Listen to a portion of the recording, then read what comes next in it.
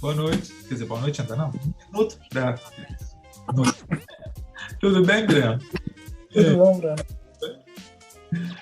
Oi, Fred. Hoje, Fabiano, hoje. Oi. Tá entrando geral. Olá. Consegue ouvir-me? Tudo bem? Ótimo. Obrigado. Tudo bem. Tudo ótimo. Kleber entrando também. Boa tarde, pessoal. Silvana. Oi. Manuel! Nossa! Tô aqui. Tudo bem? Estou falando isso, gente, não sei se todo mundo lembra, mas o Manuel hoje que será responsável pela palestra de abertura. Palestra é pesada, né, Manuel? Palestra é pesada. Conversa. Ah, essa é boa. Olha aqui. Enquanto isso se espera aqui, ó. Nossa senhora, ai meu Deus do céu. É muito engraçado, mas eu estava conversando com o Pedro, né, sobre a ideia de convidar. A gente fala, poxa, mostrar, só dar a palestra, poxa, eu podia mostrar a coleção que na reunião passada, no finalzinho, beleza, então vamos ver se... Mas isso aí nem coube tudo. Eu comecei a botar tudo na mesa. Imagino, deu só um péssimo, né? Aí acabou o espaço, cara. Aí tava ficando muito amontoado, né? Muito feio. Aí eu só botei as coisas que eu acho legais, né? Do negócio aqui. Primeiro de mais nada, gente, boa noite para todo mundo. Pedro Brito, o co-organizador do clube, está aí? Tá, né? Olá, gente. Boa noite. Tudo bom, Bruno? Manuel? Opa. Pessoal, sejam todos bem-vindos, né, a mais um clube de leitura. Hoje sobre o Charutos do Faraó, hein, Bruno? Isso, poxa. Passamos pelos primeiros 3, mais ou menos, problemáticos. Pelos 2 primeiros, né? Então, bora lá, Pedro, você quer falar alguma coisa? Eu queria agradecer. Pode falar. Acho que o Manuel vai falar bastante aí pra gente. Se for o caso, a gente até divide em 2 partes para a parte da coleção a gente deixar num vídeo separado. Não, a ideia é ter um debate, né? Eu preparei a coisa de maneira que a gente possa debater, né? E essa parte da coleção, isso é só uma curiosidade, isso aí tudo bem. O negócio hoje é o cigarro do faraó, né? Isso aqui é... Pronto, então pode começar, Manuel. Pode começar? Bem-vindo a todos. Tá bom, beleza. Bom, hoje então é o cigarro de faraó, né? Então vamos passar para o primeiro slide aqui. Não sei se vocês estão vendo. Bom, geralmente a gente fala sobre um contexto, né? Antes de mais nada, eu espero que seja a altura das outras apresentações que foram excelentes, né? Mas vamos começar com o ano de 1932 e vamos imaginar que nós estamos agora, no início de 1932. 1932 a 34 foi quando o Hergé criou o Tintin no Oriente. Então, é a parte mais importante da história, na minha opinião. Tá? Esse momento de criação. Teve algumas coisas que aconteceram no mundo nesse período, que o Hitler virou chanceler, o Roosevelt tentou o poder, mas eu não vou falar sobre isso, nem vou... É uma coisa que todo mundo sabe. Tá? Essas partes da história é bem conhecida no mundo. O que me interessa, que atiça minha curiosidade, eu acho, de todo mundo, é o que o Georges Remy estava passando nesse período, o que aconteceu com ele, e como isso influenciou no Cigarros do Faraó e na vida dele. Tá? E a minha tese é que esse período de 32 a 34 foi muito importante para ele, porque teve 3 pessoas íntimas dele que são conectadas a 3 fatos que alteraram a vida dele. Tá? Que se esses 3 fatos com essas 3 pessoas não tivessem ocorrido, na minha opinião, vocês não estavam nem falando de Tintin hoje em dia. Tá? Ou teria sido uma coisa completamente diferente. Então, a minha pergunta para vocês é: vocês têm alguma ideia de quem são essas 3 pessoas? É fácil, tá? Pelo menos 2 são fáceis. Quem são 3 pessoas que foram fundamentais para o Hergé no período de 32 e 34? Uma coisa eu sei dizer, foi nessa altura que o Abade Valês se afastou de vez da série. Pedro Bussa não vale, tá certo. Era essa que eu queria também. Posso dizer outra? Casterman também entra na história. Mas essa é uma consequência. Tudo bem, eu vou rapidamente falar disso. Ele casou poucos dias antes de começar a série. Foi o casamento, ele teve o casamento com a Germaine. Foi o ano do casamento com a Germaine. Exatamente. Ok, então já temos 2 pessoas, Germaine e a Bervaleza. Agora vai ganhar um pixie quem descobrir qual é a terceira pessoa. Então, brincadeira, mas... Vale Eu ia responder só pra o Chang também ou não? O Chang é no Blue Lotus. A gente só vai Tá falar certo. sobre o... Há um amigo dele, o Jam, que entra também nessa altura, quando começa também a fazer algumas coisas. Mas ele já vinha atrás, o Jam. Paul George. Paul Jami? O Jam. Ele é importante, mas ele, na minha opinião, não foi importante por um fato que alterou a vida do RG. Tem um cara que o Pedro Bussa já falou sobre ele rapidamente. Eu vou mencionar rapidamente uma coisa, que quem casou o RG Germaine foi o Abad Valês. Exatamente. Claro, isso aí não falta nunca. Bom, eu vou falar quem é a terceira pessoa para a gente poder seguir, tá? Vamos começar, então. Uma pessoa é a Germaine Kikens, né? E você vê que, nesse período, ela é mais que uma secretária. Ela tem o seu próprio suplemento no jornal, ela escreve para o jornal e o RG ajuda ela nas partes gráficas. Então, ela é muito mais que ela era uma funcionária do jornal mesmo. A segunda pessoa, que vocês não falaram, e que é um íntimo do RG, e muita gente vai dizer que não é, mas eu posso provar, tá? É o nosso querido nazista Leon Degrelle, tá? E ele vai ser responsável por uma coisa que vai alterar a vida do RG também nesse período, tá? E a terceira pessoa, claro, que é o Abbe Valês, tá? Agora, o que fatos... já falou, o casamento da Germaine. Então, vamos passar para Germaine. É o casamento dela com o Hergé, tá? O Hergé, Georges Remy, nesse período, antes do casamento, ele era um cara que, apesar do Tintin ter toda aquela importância, ele namorava com os pais e dormia no quartinho dele, de criança, tá? E ele era apaixonado pela Germaine. Ele levava ela todo dia para casa, ele levava ela para comer em restaurante, mas ela já tinha dito para ele que ela não estava afim, ela gostava dele como amigo só, né? E, na verdade, ela era fascinada pelo Abbe Valês e ela também gostava muito do Leon Degrelle. O Leon Degrelle era o Abbe Valês novo, né? Basicamente. E o Hergé estava muito chateado com isso e ele foi conversar com a Abbe Valês. Poxa, não sei, a Germaine não gosta de mim. Abbe Valês, deixa comigo, vou falar com ela. E o Abbe Valês conversou com a Germaine e, eventualmente, ele conseguiu transformar a cabeça dela. Ela aparentemente se apaixonou também pelo RG, e nesse período eles ficam noivos e tudo, e eles se casam. E a história é que, nesses de casamento, eles estão trabalhados os dois a noite toda no jornal, e eles estavam super cansados, tá? E aí eles se casaram, o Abbe Valês foi que oficializou a cerimônia. Aqui tem uma frase da Germaine, que é bem típico dela, isso ela falou depois que o RG já tinha morrido, tá? Que é o que ela acredita. Ela sempre acredita que quem criou o Tintin foi o Abbe Valês, e que sem ele o Hergé não teria Tintin, né? Não teria nada, não seria isso. O que eu não concordo totalmente. Acho que o Abbe Valês ajudou bastante, mas tudo bem. Então, o que aconteceu? Ela casou com o Hergé saiu da casa dele, foi morar num apartamento novo, e ele conseguiu realizar o sonho dele, que ele sempre quis fazer os desenhos dele em casa. Ele não gostava de fazer no... Esse Paul Jaman ficava pregando peça no RG, sacaneando ele, e ele não conseguia trabalhar direito. Então, ele não tinha concentração. Ele passou a desenhar em casa, ficou mais tranquilo, tá, com isso. E a Germaine virou para ele e falou: RG, Jorge, meu bem, esse negócio de história em quadrinhos não dá futuro. Tá? Você já faz ilustrações tão bem. Por que você não faz também ilustrações, além do Van Schermesek, não faz para outras companhias? Aí o RG, talvez. Aí ele fundou o Ateliê RG e começou a fazer propaganda para outros lugares. Tá? Não só... Isso foi importante também e vai ter consequências, vão ver depois. O RG, por outro lado, era uma coisa muito comum naquela época. Ele era um artista, se considerava um artista. Ele falou: Germaine, eu gostaria de pintar você. Pintar você. E a Germaine falava: não, RG, o RG não, Jorge, você é um desenhista de história em quadrinhos, você não é um pintor. Eu ficava rindo, achava graça. Ele falou: não, eu vou provar. Finalmente ela aceitou, e ele, ao longo da vida dele, ele pintou vários quadros dela. Eu vou botar só uns dos anos 30, tá? Opa, saí aqui. Tá? É alguns dos quadros que ele pinta dela. Isso aqui, tudo nesse período de 30 até 38, mais ou menos. Tá? Inclusive, nus artísticos, ele fazia também. E não só ele, como o Edgar Pierre Jacobs, O Van Melkbeek pintava mulher também, era uma coisa que era comum naquela época.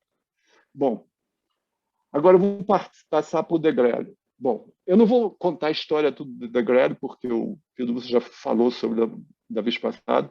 O problema que houve é que o Hergé estava fazendo Uma coisa, publicidade. eu tenho planos de, quando chegarem a Estrela Misteriosa, que é o álbum adequado para isso, fazer toda uma apresentação de Hergé e o fascismo. Ah, ok. Então, não vou entrar nem nesse assunto, só vou falar do fato, realmente. Mesmo porque o fascismo já mais tarde vai ser nesse período mesmo. O Degrelle, resumindo, ele pediu para o amigo, ele estava tendo uma votação, uma campanha eleitoral do partido Rex, dele, que significa Christus Rex, Cristo Rei, partido de ultradireita católica, que ele fazia parte. O Degrelle ele trabalhava como repórter freelance no Petit Vingtième, no 20e siècle. Ele foi uma das condições, ele falou, eu só trabalho aqui se eu puder escolher o que eu fizer e não quero vir todo dia no escritório. E o Albert Valeix, que adorava o Degrelle, aceitou, claro. Então, ele era funcionário, ele conhecia o Hergé há vários anos já, ele conhecia a Germaine. O Albert Valeix, quando fazia jantar, o Degrelle ele tinha carro, então ele ia na casa do Hergé, pegava o Hergé, depois passava na casa da Germaine, pegava a Germaine e levava eles. Né? Então, eles eram kind of good pals, né? Íntimos, mais ou menos íntimos. Né? Mas ele fez essa sujeira com o Hergé, ele roubou o pôster do Hergé, tirou a assinatura do Hergé e escreveu contra a invasão, vote por católicos. A invasão que ele estava se referindo é a invasão dos comunistas. Tá? A ideia de que os comunistas estavam invadindo o país e que eles tinham que votar pelo Partido Católico. O Hergé não gostou disso, então o Hergé escreveu uma carta para ele, bem assim, formal, reclamando do que ele tinha feito. Tá? E é importante dizer que o Hergé escreveu essa carta não porque ele era contra o Partido Rex ou qualquer coisa, ele escreveu a carta porque ele não gostou de ter roubado o pôster dele. Tá? Aí o Degrelle não respondeu, aí o Hergé telefonou para o Degrelle falou, não me enche o saco, não tem nada a ver com isso, fui eu que escolhi esse pôster.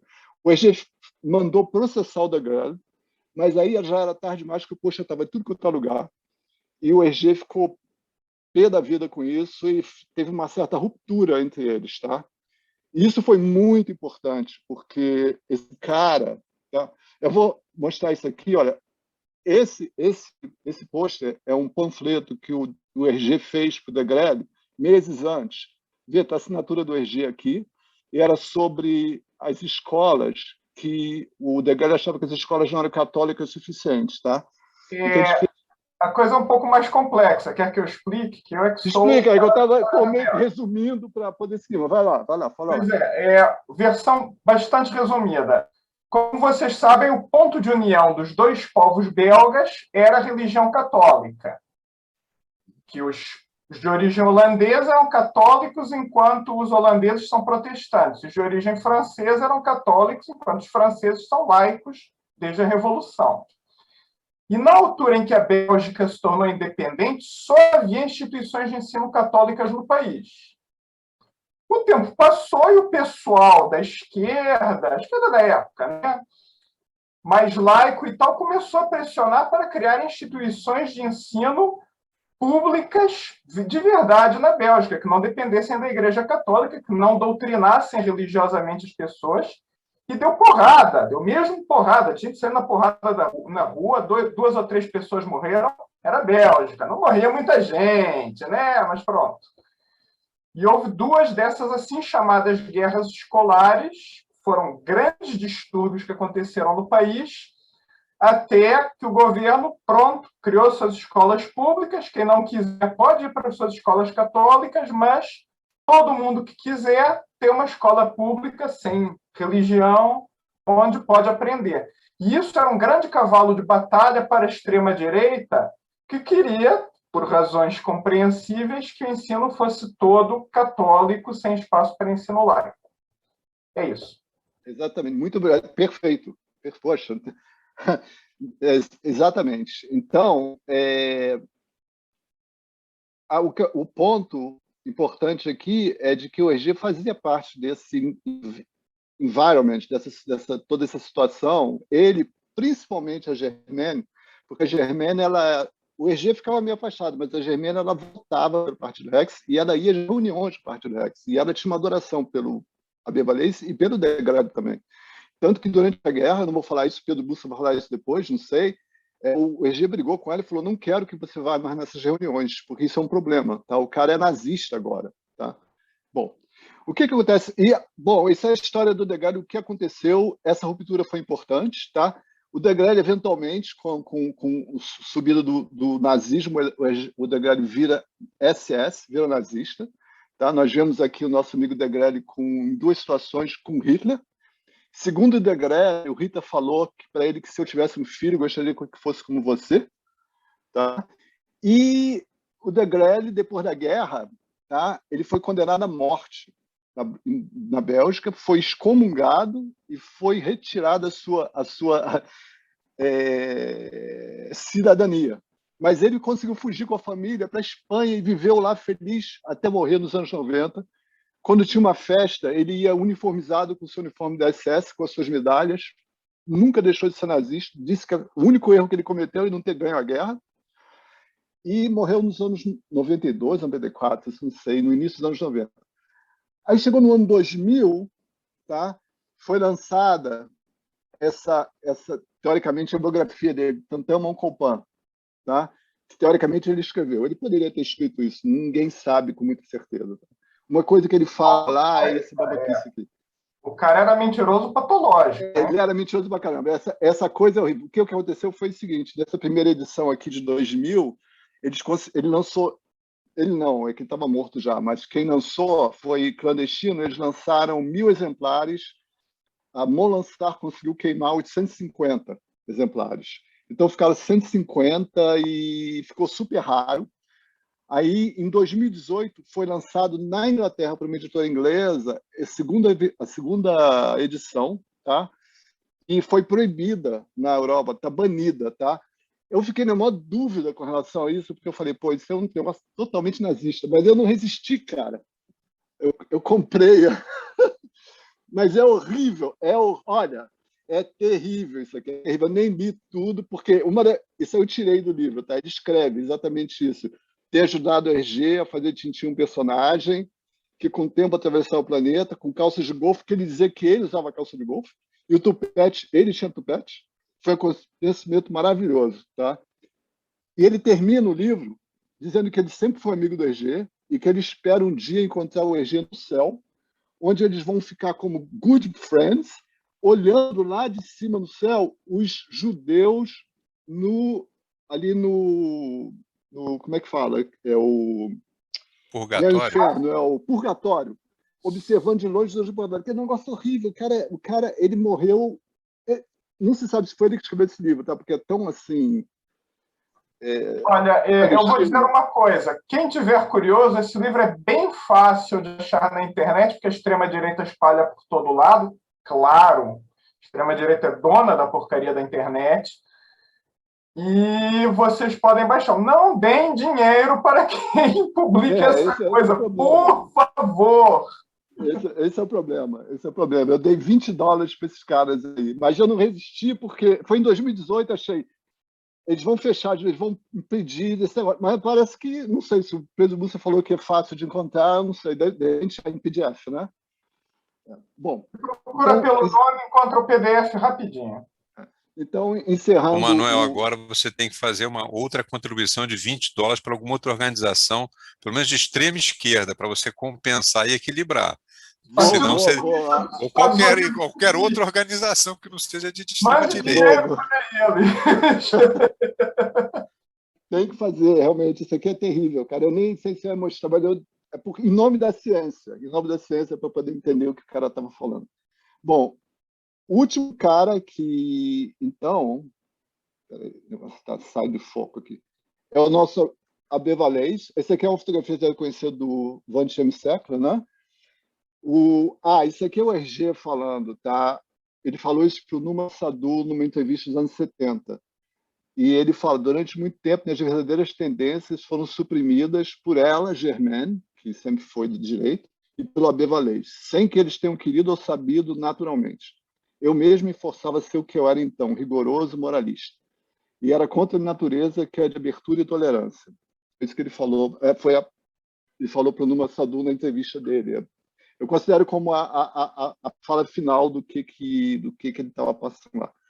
Mas o que aconteceu com a Bevalese, a última história, realmente, que eu vou contar antes do livro, basicamente, é que o Abevalese era um cara bastante político, tá? E ele se metia em um monte de confusão política, né? E nesse período ele entrou numa confusão que estava sendo construído um canal, o Pedro Gustavo deve saber essa história até melhor, mas estava sendo construído um canal entre Liège e Anvers, tá? E o Abevalese começou a fazer um monte de artigos dizendo que, né, o dinheiro não estava sendo bem utilizado, insinuando corrupção, insinuando um monte de coisas, tá? E isso não estava pegando bem, a igreja, né? É o mesmo velho discurso da extrema-direita contra a corrupção, sabe? O motivo podia ser qualquer um, podia ser uma obra num parquinho da esquina. Ele só escolheu esse particularmente porque isso é simbólico entre Antuérpia e Liège, que são respectivamente as capitais de Flandres e da Valônia, é uma ligação entre os dois lados dos belgas. E quando você cria a harmonia entre os dois povos, a extrema-direita tem menos espaço de penetração. Certamente por isso que virou alvo. Então, essa briga, a Igreja Católica já estava um pouquinho de saco cheio do Abevalese, já nessa época, por causa dessas politicagens, porque, inclusive, o governo tinha gente católica no governo, e ele ficava atacando os caras também. Bom, um belo dia, a Germânia está trabalhando lá, e tinha uma outra mulher trabalhando com ela, chega um cara e se apresenta, ele diz que ele é o secretário do Ministério de Obras Públicas. E ele queria falar com a Abevalese. A Germânia notou que ele estava um pouco nervoso, ela foi falar com a Abevalese, disse, não, tudo bem, pode entrar. Aí ele entrou, mas a Germânia ficou preocupada com a mulher lá de fora, e eles ficaram meio que tentando ouvir o que está acontecendo, e ela ouviu vozes altas, discussões entre os dois, uma coisa assim e tal, e elas ficaram lá, não sei o que está acontecendo. De repente, o cara sai, abre a porta e sai, o secretário de transporte. Aí ele para na frente da Germânia, olha para ela e fala, Madame, acabei de agredir um padre. Aí todo mundo fica assim, aí a Germânia entra lá e segura um cara, ela entra lá, o cara tinha 2 bufetadas no Abevalese, que estava lá meio apavalhado, assim, que aconteceu, né? Aí dá uma confusão enorme, o Abevalese, evidentemente, processa o cara, durante o processo, ele diz que o Abevalese ofendeu a honra dele e que ele sentiu uma vontade enorme, irresistível de dar uma porrada no Abevalese, e acabou dando, né? O Abevalese, eu acho que ele ganhou esse processo, o cara foi multado, mas a Igreja Católica já estava de saco cheio do Abevalese, mandou ele embora, mas deixou ele dizer que ele estava saindo por conta própria, ele saiu, ele foi para uma igreja afastada, né, em ruínas, né, afastada, e isso foi uma grande coisa para o Jorge Remy, que na época ficou putaço, disse que ia se demitir, e a Igreja Católica aproveitou para mudar a direção toda do Van Tiemsek e tirar toda aquela direitista que tinha que fazer um negócio um pouco menos assim radical, né? E com isso foi uma chance da Casterman. O EG tinha um amigo, Charles Leslie, que tinha deixado o Van Tiemsek e tinha trabalhado para a Casterman. Charles Leslie já veio falar com ele, oh, já que você por que você não publica quando terminar o testemunho, publica pela Casterman? O Abevalese estava super deprimido, o EG foi falar com ele, o Abevalese, não, eu sei do jeito, eu não sei se o Castro pagou ele ou não, talvez o Pedro Gussa saiba, mas aí essa foi a primeira história que passou a ser feita para o Castro, não teve Van Tiemsek Edition. Essas são as 3 coisas, na minha opinião, que mudaram a vida do EG, porque você imagina se ele tivesse continuado com o Abevalese virou nazista e foi preso depois da guerra. Tá? O Degrelle foi expulso quando era a morte. Eu não sei, ele nesse meio, né? Grandes amizades. Mas para resumir a situação, a Casterman providenciou um contrato, cessão de direitos, não sei o que, tudo certo. Não entram em detalhes, mas desconfio que algum dinheiro mudou de mão, digamos assim. Mas, no geral, depois disso, não houve mais problemas com o Abade Valese. Ele ficou lá, aquilo era um mosteiro no fim do mundo da Bélgica, que estava em ruínas, continua em ruínas na prática. O Abade Valese foi mandado para, essencialmente, refazê-lo. só que sem verba. Então ele meio que não podia fazer nada. Mas a história que ele rolou é que ele gostava de arqueologia, por isso que ele foi lá por conta dele mesmo, não mandaram ele. Não sei se foi por isso ou não, mas ele foi para um lugar onde eu não ia arranjar problemas. E essa aqui, eu não tenho, eu queria. O Pedro Busso deve conhecer. Essa é a única biografia que eu conheço do Abivalês, tá? Ela é super interessante, tá? Essa aqui, tá? Essa não é nazista, tá? É bastante interessante. É a única biografia que eu conheço que é fininha, tá? Que fala sobre o Abivalês. Eu não sei se é fácil ou difícil de achar. Eu comprei quando saiu através do próprio autor, é um repórter, tá? O Marcel Vilmé é um repórter que já escreveu bastante coisa sobre Tintin e Hergé, é um hergeólogo da vida. É muito bom, ela tem um monte de fotografias do Abivalês, um monte de coisa que a gente não conhece, não aparece em lugar nenhum, né?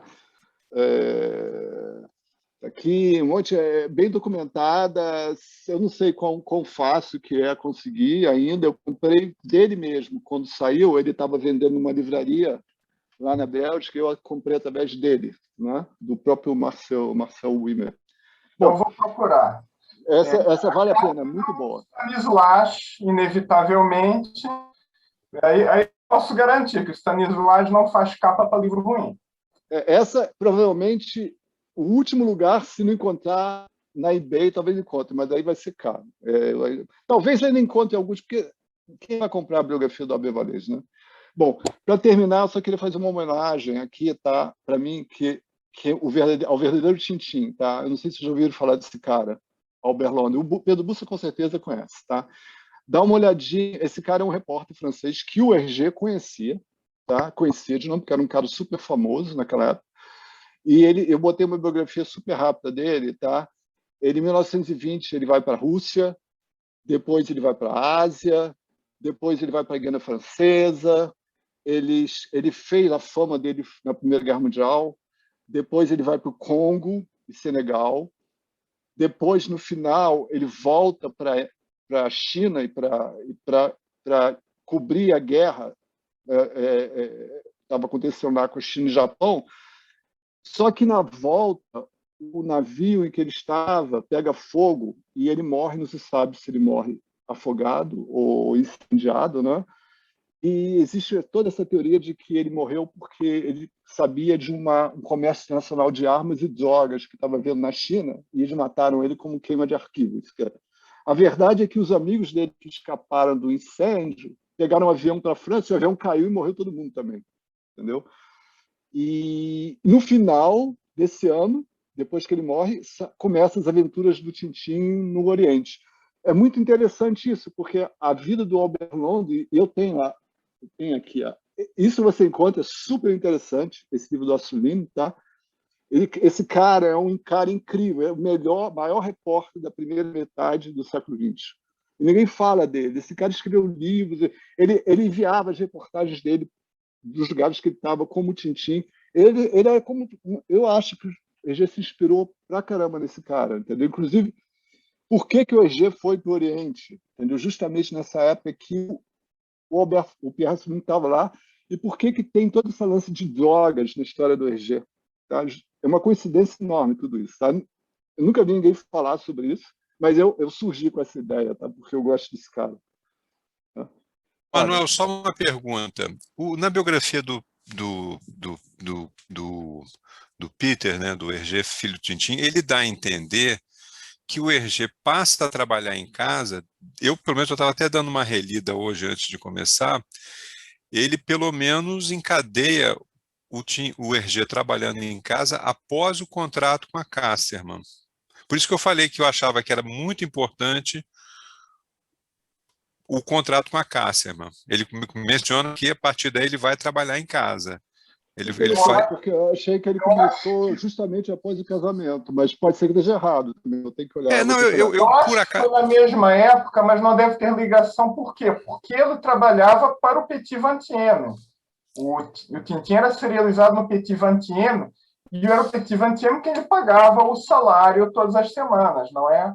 Os Isso. volumes da Casterman, na época, eram extra. Para se ter uma ideia, a primeira... Mas ele fala que exatamente em 34 é firmado o contrato. E, e aí ele faz isso e no parágrafo seguinte ele fala, ele então começa a trabalhar em casa, coisa que ele sempre quis.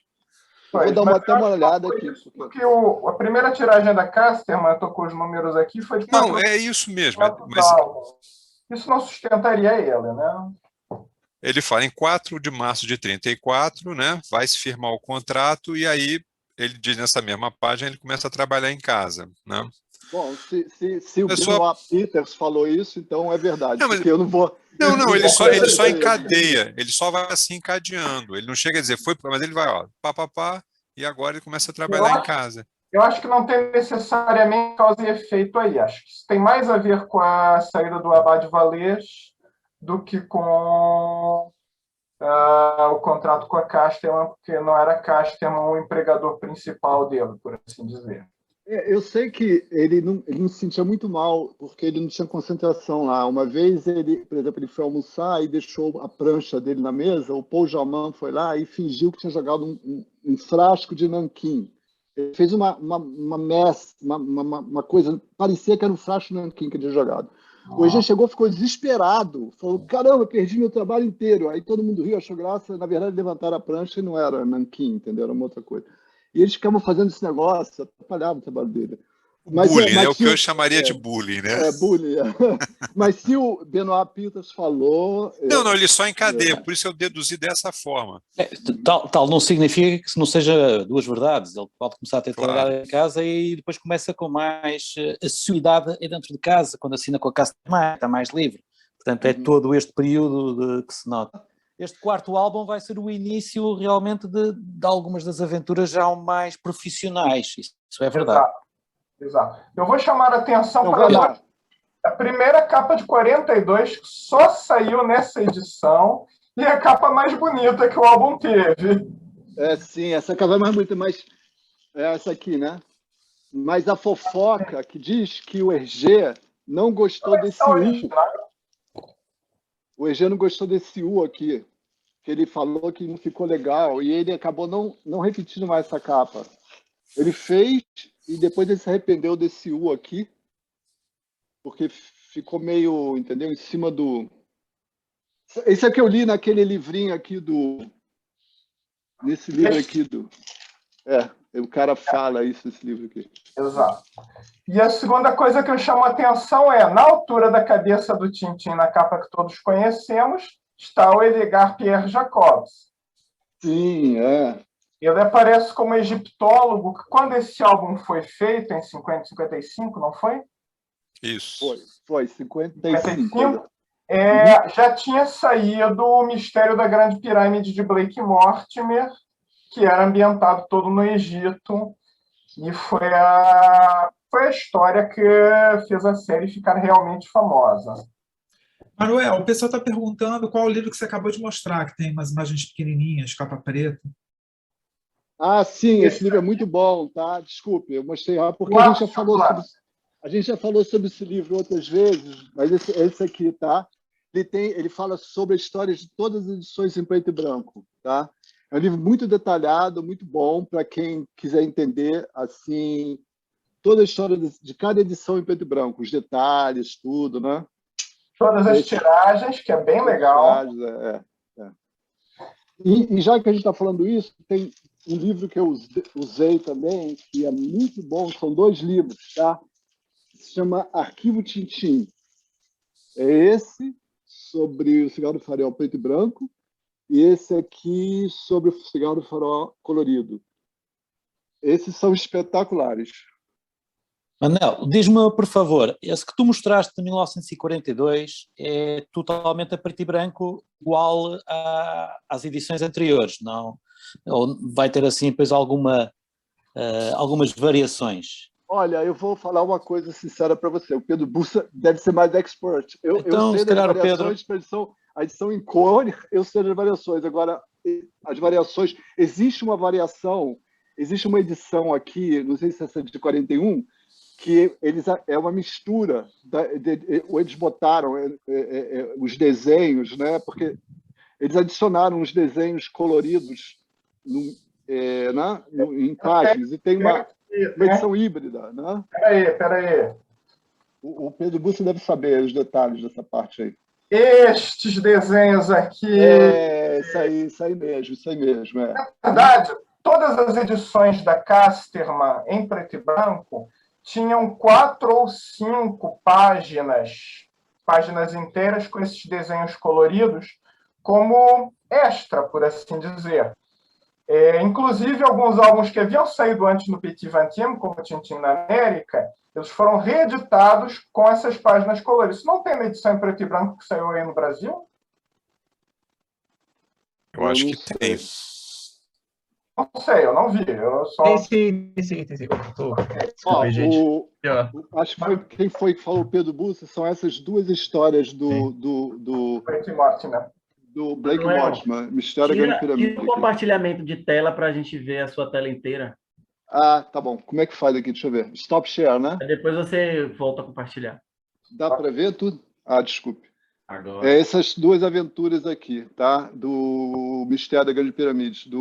Muito interessante. Eu aconselho quem gostar de Blake Mortimer, é espetacular, tá? Eu gosto. Tá? Então eu tem que ter paciência para o texto, né? Mas é sensacional.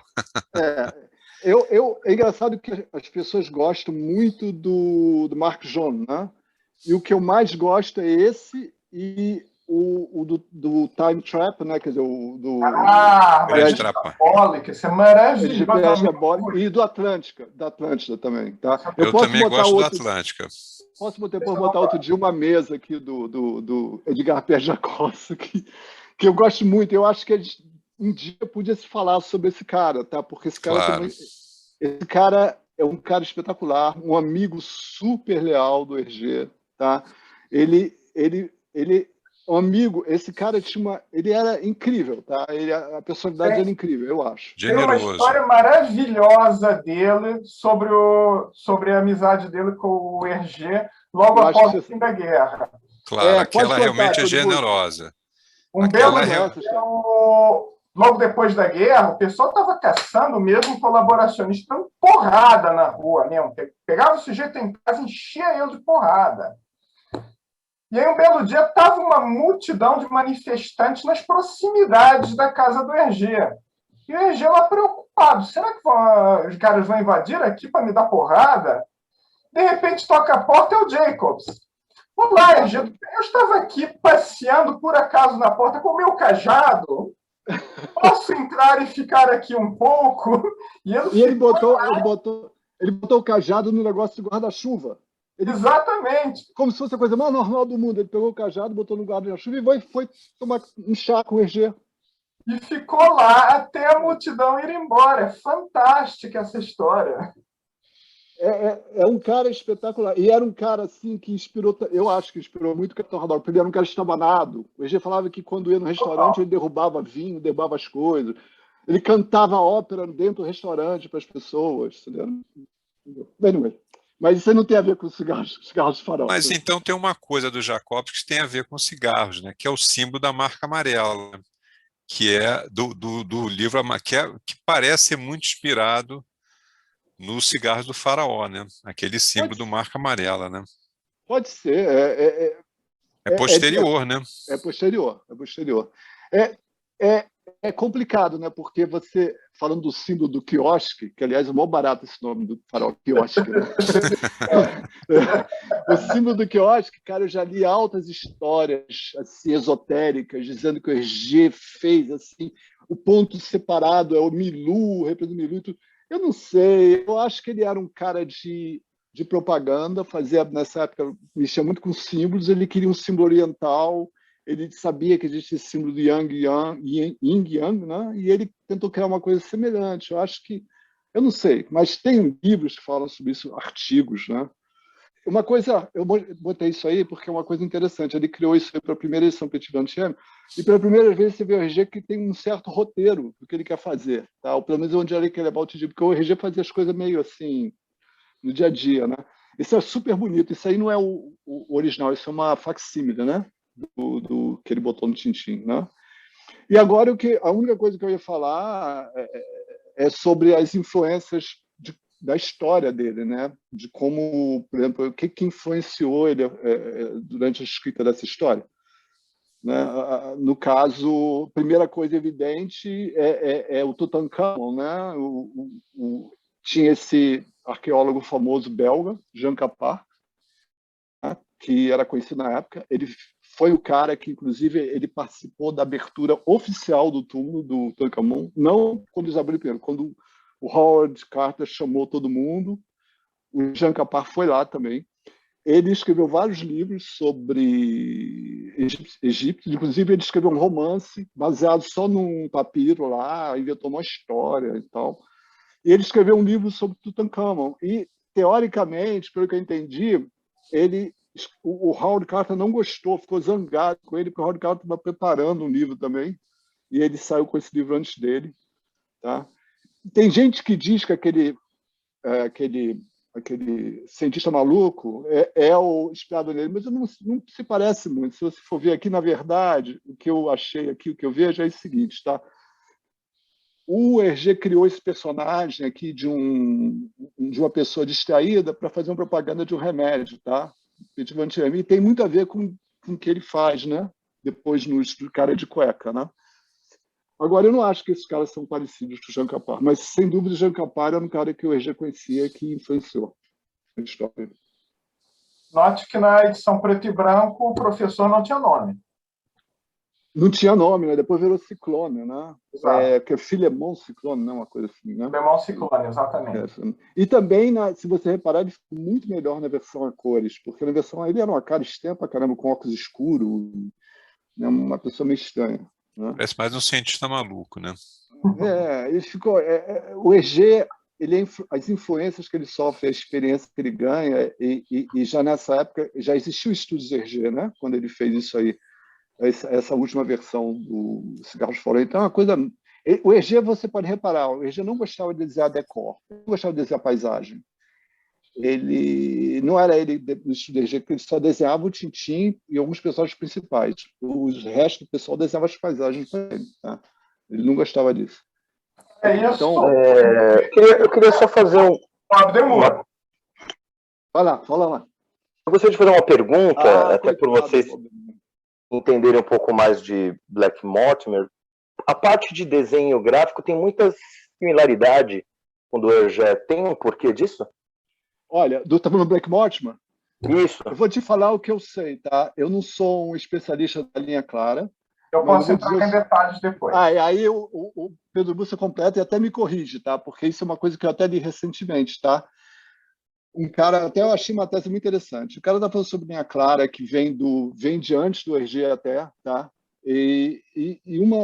A tese do cara é que a linha clara era muito baseada numa coisa prática de como eram as impressões e como funcionava a própria edição das histórias em quadrinhos na época, tá? Elas eram limitadas, tá? Então, o Hergé criou essa linha clara onde o desenho é sempre contínuo, onde tem uma separação, onde não tem sombras, onde você sabe exatamente onde você vai botar a cor e que tipo de arredondamento, né? O Hergé, quando o Pierre Jacques começou a trabalhar com o Hergé começou a não brigar, mas começou a corrigir o Pierre Jacques, porque o Pierre Jacques ele detestava Nanquim. Sabe por quê? Porque ele era muito estabanado e ele já tinha derrubado Nanquim e destruído pranchas dele. Ele tinha pesadelos com Nanquim. Quando ele tinha passado Nanquim, ele ficava nervoso. Então, ele desenhava lápis, ele gostava de pintar direto na prancha. O Hergé falava, não faça isso, cara, porque essa tinta não representa o que vai ser impresso. Não tem nada a ver. E o Hergé começou a... Entendeu? Então, não foi essa a minha opinião. O Hergé mudou um pouco a maneira de Pierre Jacques. Pierre Jacques nunca era totalmente a linha clara. A linha clara era o Hergé, e o Hergé influenciou o Pierre Jacques a seguir isso devido às condições de impressão e tudo. Tanto que mais tarde, quando o Pierre Jacques ficou velho, que ele refez o Black Mortimer, ele refez um monte de cores, tá? Porque ele nunca aceitou essas limitações de impressão. Agora, o Pedro, fala aí, completa aí. Vamos lá. A evolução do estilo de arte do Jacobs é muito complexa, porque meio que cada álbum dele tem um estilo diferente. Não tem dois álbuns seguidos com o mesmo estilo. Mas, de início, ele tinha um estilo bem realista, sabe? Só que havia uma colaboração externa que desconfiam que era do Jacques von Melkebeck. Sim, exatamente. Quando foi feita a publicação em álbum da primeira história, que é O Segredo do Espadão, ele redesenhou as primeiras 40 páginas ou coisa que o vale. Assim, redesenhou um monte de coisa. Eu tenho a versão antiga em um álbum perdido aqui. Mas, enfim, o nosso amigo Jacobs desenhou, então, O Segredo do Espadão, embora a arte mudasse bastante do início ao fim da história, mas muito mesmo, eu só encontrou a versão definitiva dos personagens lá pelo final da história, o estilo é mais realista. O que acontece? Final dos anos 40, início dos 50, não sei a data exata porque eu não pesquisei, Hergé vira diretor de arte da revista Tintin e impõe a linha clara a todos os desenhistas. Tipo, Jacques Martin tinha um estilo bastante realista, foi para a linha clara. Como é que era o nome daquele holandês? O Willy van der Steen tinha um estilo muito cartunesco, foi para a linha clara. Todo mundo foi para a linha clara. E aí foi mesmo por imposição. E aí, por isso que em O Mistério da Grande Pirâmide, o estilo do Jacobs é totalmente linha clara. O único álbum linha clara que ele faz. E o Jacobs ficava zangado, porque o Hergé censurava ele, inclusive, né? Não, cortava coisa mesmo sem dó. Inclusive, os dois brigaram por conta da capa da marca amarela, mas aí já exatamente, eu ia falar isso. Vale a pena entrar em detalhes. Mas a coisa é essa, enquanto o Hergé foi o diretor de arte da revista Tintin, que foi tipo primeira metade dos anos 50, ele realmente impôs linha clara sobre todo mundo, era linha clara ou rua. Na capa da minha marca amarela, o Hergé, o Jacobs, que parece que queria botar uma arma, o Mortimer segurando uma arma, e o Hergé não gostou disso. Não é isso? A ilustração não era essa, porque era a capa da revista. A ilustração tinha, no fundo, a Londres com o Big Ben, um grande espectro sobre Blake Mortimer e Blake Mortimer com armas na capa. Eu tenho um álbum aqui, se vocês me derem 2 segundos, é uma versão de colecionador da marca amarela e usa a capa que foi censurada pelo Hergé. Vocês podem ver que tem esse espectro aqui, foi censurado depois, com o símbolo da marca amarela atrás, aqui na frente, o Mortimer e o Blake. O Blake estava carregando uma arma que foi apagada, nem está nessa versão que foi realmente apagada, ainda tem a arma do Mortimer, que também seria censurada. Exatamente, essa aqui que você mostrou, né? Exatamente. Enfim. Mas, de qualquer forma, o Jacob só seguiu o estilo linha clara porque houve essa imposição do Hergé. Depois, na marca amarela, já foi para um estilo diferente, mas aí já é outra coisa para quando a gente fizer um clube de leitura do Jacobs. Então, vou lá, vou chamar. Beleza, muito obrigado. Mas uma última coisa, na redesenho, eu estou aqui agora esquecendo, quando redesenham o Show dos Faraó, o Jacobs participa? Porque ele participa do cetro de autocar, não participa dos charutos? Não. Já tinham brigado? Já tinha saído. Foi o Bob Demure que participou, não é? Ah, tá ok. Foi feito tá 10 anos depois. Não foi redesenhado junto com o resto. Foi Bob Demure. Já era o Bob Demure. O Jacobs era um autor bem sucedido, já tinha carreira própria, então foi Bob Demure que desenhou tudo. Que também merece ser falado, porque esse cara é um cara incrível e injustiçado. Pedro, Manuel, uma dúvida. Então, aquela capa em que o Hergé ele faz uma homenagem, colocando a E.P. Jacobini, ela foi feita antes do redesenho? Foi feita depois. Depois. Porque nessa época, o Pedro Bussa pode me corrigir, mas nesse período do 32, 34, o Hergé, ele não conhecia o Edgar Pierre Jacobs ainda, certo? Não conhecia ainda. Só quando ele foi fazer colorido, que o Melkebeck apresentou ele ao Edgar Pierre Jacobs e falou, esse cara pode te ajudar a colorir os desenhos. Não foi uma coisa assim? Mas a capa é de 42, não é isso? Não, a capa não.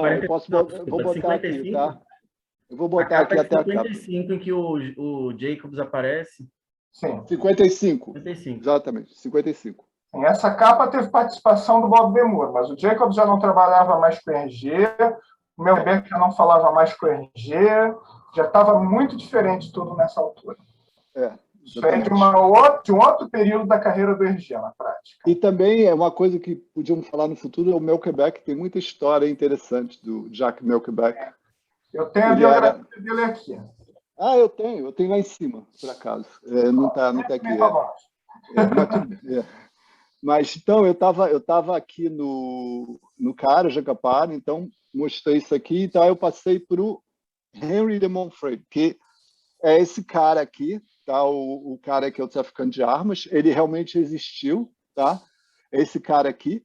E o Hergé, na entrevista, esse cara era uma espécie de anti-herói, tá? Porque ele realmente diz que muitas das coisas ele realmente viveu, tá? Esse livro é muito interessante, quem quiser é fácil de encontrar, tá? Esse livro existe, tá? Ele tem vários livros, mas esse foi o primeiro que ele escreveu. Dizem que o Hergé se baseou nele, né? E ele era traficante de armas, ele era um aventureiro, tá? E essa é a casa dele em Paris. Depois ele quando terminou essas atividades dele, ele ficou escrevendo. Mas o Hergé falou, o Hergé disse para o Massadoux escrever que eu era fortemente contra suas atividades, apesar dele ter posto ele na história. Agora, essa capa aqui está parecendo do Hugo Pratt, é? Essa aqui do livro. Sim. Está aparecendo essa Não, parecendo não, né? Eu escrevi que eu era fortemente contra suas atividades, apesar dele ter posto ele na história. Agora, essa capa aqui está parecendo do Hugo Pratt, é? Essa aqui do livro. Sim. Está aparecendo essa Não, Pratt aqui. Não, Né? Agora, se me permitem. Eu não... Fala. Não, tudo bem. Manuel, que termina então, por favor. Não, é só porque eu não sei, mas eu acho que o Hugo Pratt era um como é que eu vou dizer, um admirador, porque faz sentido. É o ambiente também. Eu queria dizer que eu estive aqui a fazer estou a fazer uma investigação sobre o Tintin e a relação com Portugal, e por isso é que eu estou aqui convosco e a aprender e a adorar, porque é nesta aventura que aparece pela primeira vez o personagem Oliveira da Figueira, e é o Henri de Montfray que apresenta o Oliveira da Figueira ao Tintin a bordo de um barco. É assim que aparece o português nas Arábias, e é o Henri de Montfray, o capitão, que apresenta. E então eu fui procurar não só esse livro, mas também, se me permites, se recordas, o Hergé lia muito uma revista que era Le Crapaillot, a revista Le Crapaillot, que é uma revista que já vinha desde 1916, desde a Primeira Guerra Mundial. E eu encontrei, na edição de abril de 1932, portanto, no momento em que o Hergé está a preparar a aventura, esta edição da Le Crapaillot, onde tem um texto do Henri de Montfray. Olha só! Exato. E, portanto, está aqui todo o ambiente que o Hergé vai usar. Portanto, eu penso que esta é a revista que ele usa, mais do que o livro, para depois criar a aventura. Barco aí. Espera aí, deixa eu encontrar esse barco aqui. E faz bem sentido, porque e chama-se, o texto chama-se A Flecha Envenenada. Olha o barco! Exatamente. Olha só. Aqui, ó, é o barco, é o mesmo barco. É o mesmo barco. Exatamente. Você vê, e faz totalmente sentido, porque o Hergé não era um cara que lia muito, não, para falar a verdade. Temos aqui, depois, está aqui outras fotografias também, do artigo, da revista. E aqui outra fotografia. Diretamente. Portanto, isto acaba por ser bastante interessante, e eu ainda irei ver um pouco mais o que é que... Temos esta outra fotografia também. Sensacional. Essa eu acho que aparece. Aí podes talvez o Tintin quando ele está sozinho, antes ou pelo menos quando está dentro dos caixões e isso tudo. Quando foi preso. Talvez o barco do Alan? Não, quando os Dupont prendem ele pela primeira vez. Não. É verdade. Mas aí é um mastro grande, é um mastro muito grande. É um mastro alto. Está logo no início. O barco é diferente. Pronto. Nesse sentido, eu ainda não consegui resolver o mistério de como é que o Hergé arranja o nome Oliveira da Figueira, porque é um nome extraordinário, onde ele junta o nome de duas árvores. Isso eu sei dizer. Então explica lá, Pedro, que eu gostava de ouvir essa explicação. Quando começou o Charuto do Faraó, tinha acabado de iniciar a publicação no Papagaio, eu esqueci de pegar as minhas edições do Papagaio. Não, Pedro, deixa-me só interromper-te. Eu sei o que é que vais dizer e é um erro, é um equívoco. Eu ainda não tinha começado o Papagaio. Ainda não tinha começado o Papagaio? Não, porque a história é de 1932, aliás, a aparição do Benoît Oliveira Peart da chama a Figueira atenção disso também, que é posterior. é posterior, e esse é um erro muito comum que se faz muito em Portugal, e é a partir da base desse erro que eu estou a tentar, portanto, realmente fazer investigação. Eu consegui adquirir o Petit Vingtième, onde aparece pela primeira vez o Oliveira da Figueira. Portanto, é neste número, eu agora não vou abrir, o Manel vai perceber porquê. Não, pode mostrar. Mas este é o número portanto, de 16 de fevereiro de 1933. Ora, o Papagaio só começa a publicar o Tintim em 1935 ou 36, agora não tenho aqui a data certa. Aliás, quando o Papagaio...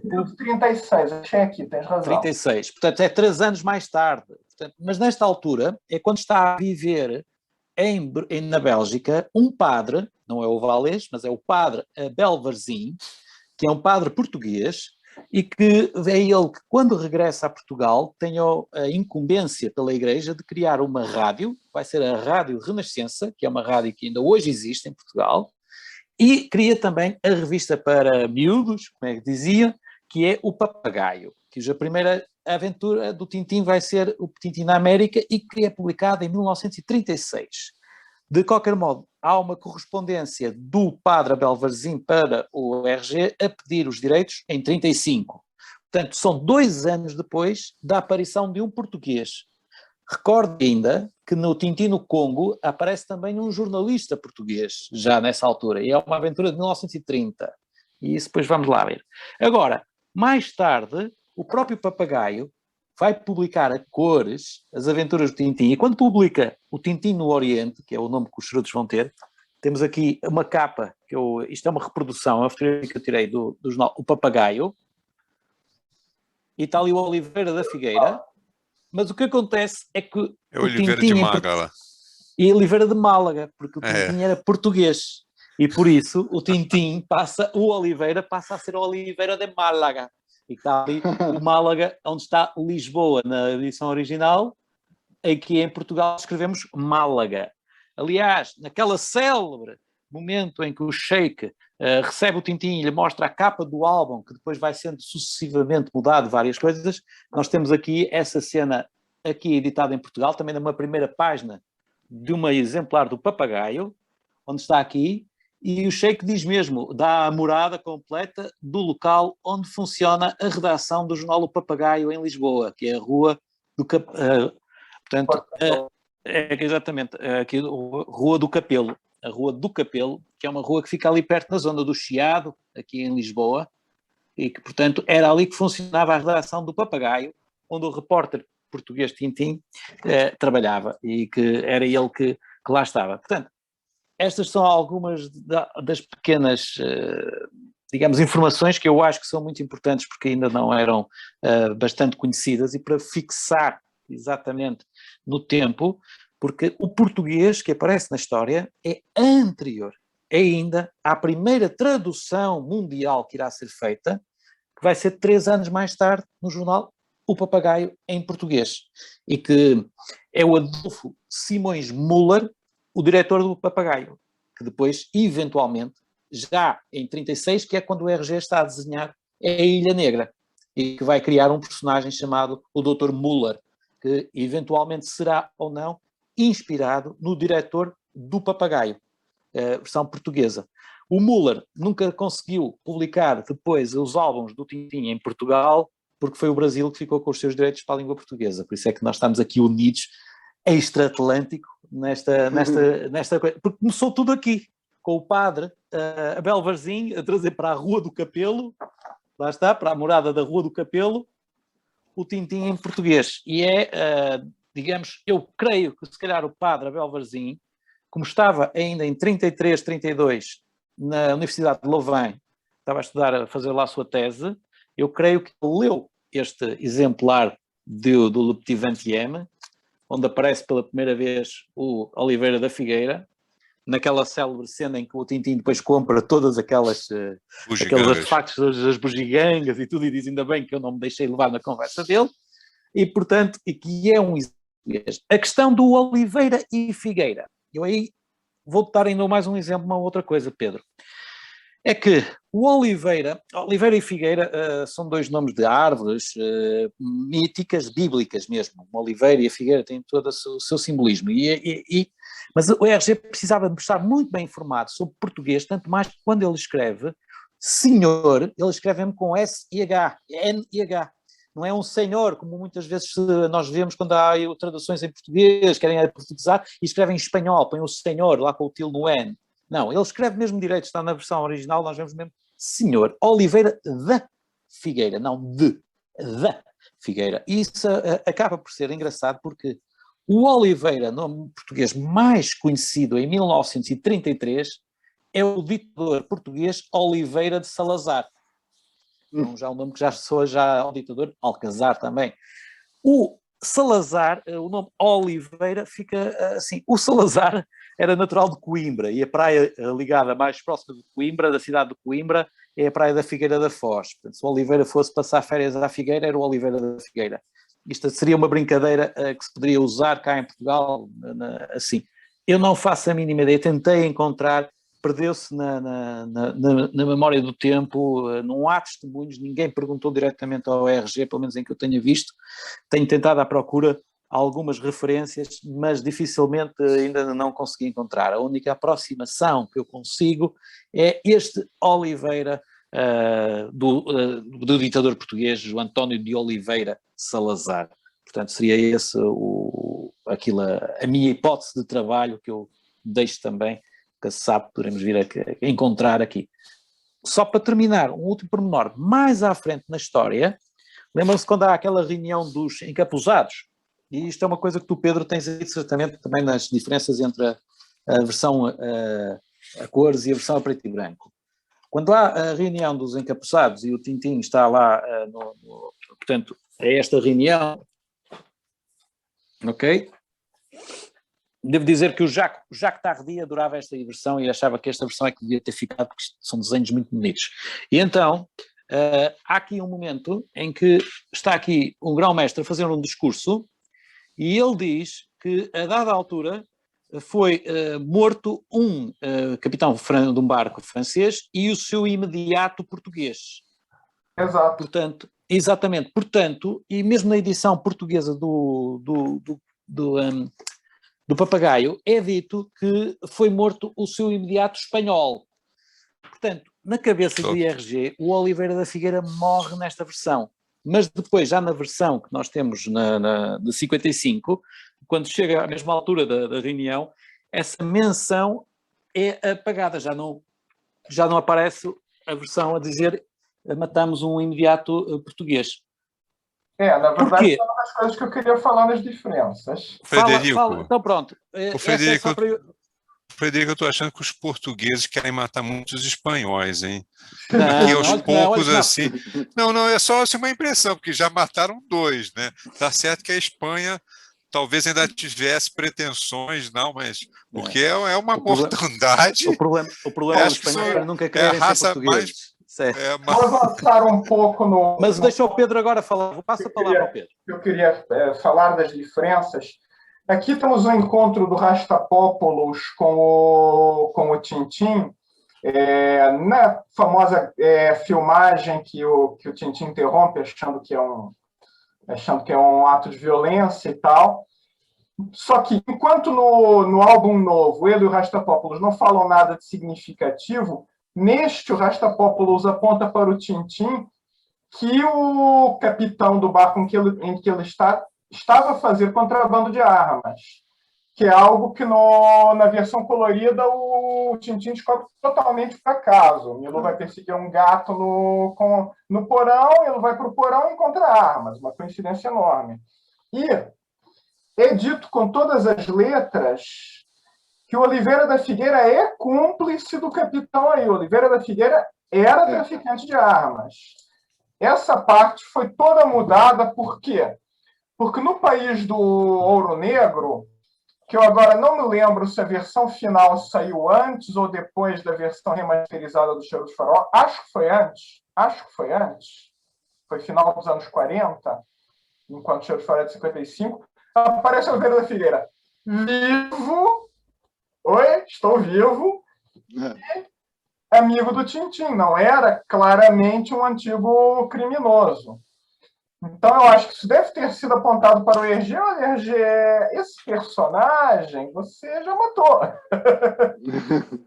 Na versão em preto e branco. Mas a versão em preto e branco está fora de linha há 10 anos, ninguém viu e tal. Mas quando eu fizer a versão colorida, quando Bob Demur fizer eu assinar o nome na versão colorida, eu mudo isso. Então, eu acho... Mas o então Pedro, ele mata o Oliveira da Figueira? Mata o Oliveira da Figueira e ressuscita. Eu posso explicar porquê, Eu não me lembro dessa... então. É assim, o barco não chega a explodir. Não. Isso é A morte é mencionada, não é visualizada. Não, mas eu digo assim, ele fala que ele participa, isso eu me lembro, estou até aqui com a página na mão, mas daí a que ele tenha morto o Oliveira, eu confesso que eu não me lembro disso na história. Bom, ele fala que eu fiz Disparreta, né, que desapareceu um capitão. Disparreta, Disparreta. Já fez Disparreta, né, desaparecer, né, matou, né, o capitão e o seu segundo, o português. Fazem concorrência, gente. Então eu vou explicar. Não chega a mencionar que seja... bom, tá certo. Não fala que não, tá ok. Eu posso explicar, porque faz parte da investigação que eu estou a fazer. É que vai haver uma grande exposição em outubro, aqui em Lisboa, na Gulbenkian, que é um grande centro de exposições aqui também. Portanto, a exposição vai estar presente entre outubro e janeiro. Vai haver uma grande exposição do Tintim com a Casa Moulin Sarra, que não sei se já sabiam esta notícia, senão é uma boa altura para virem visitar Lisboa e ver essa exposição.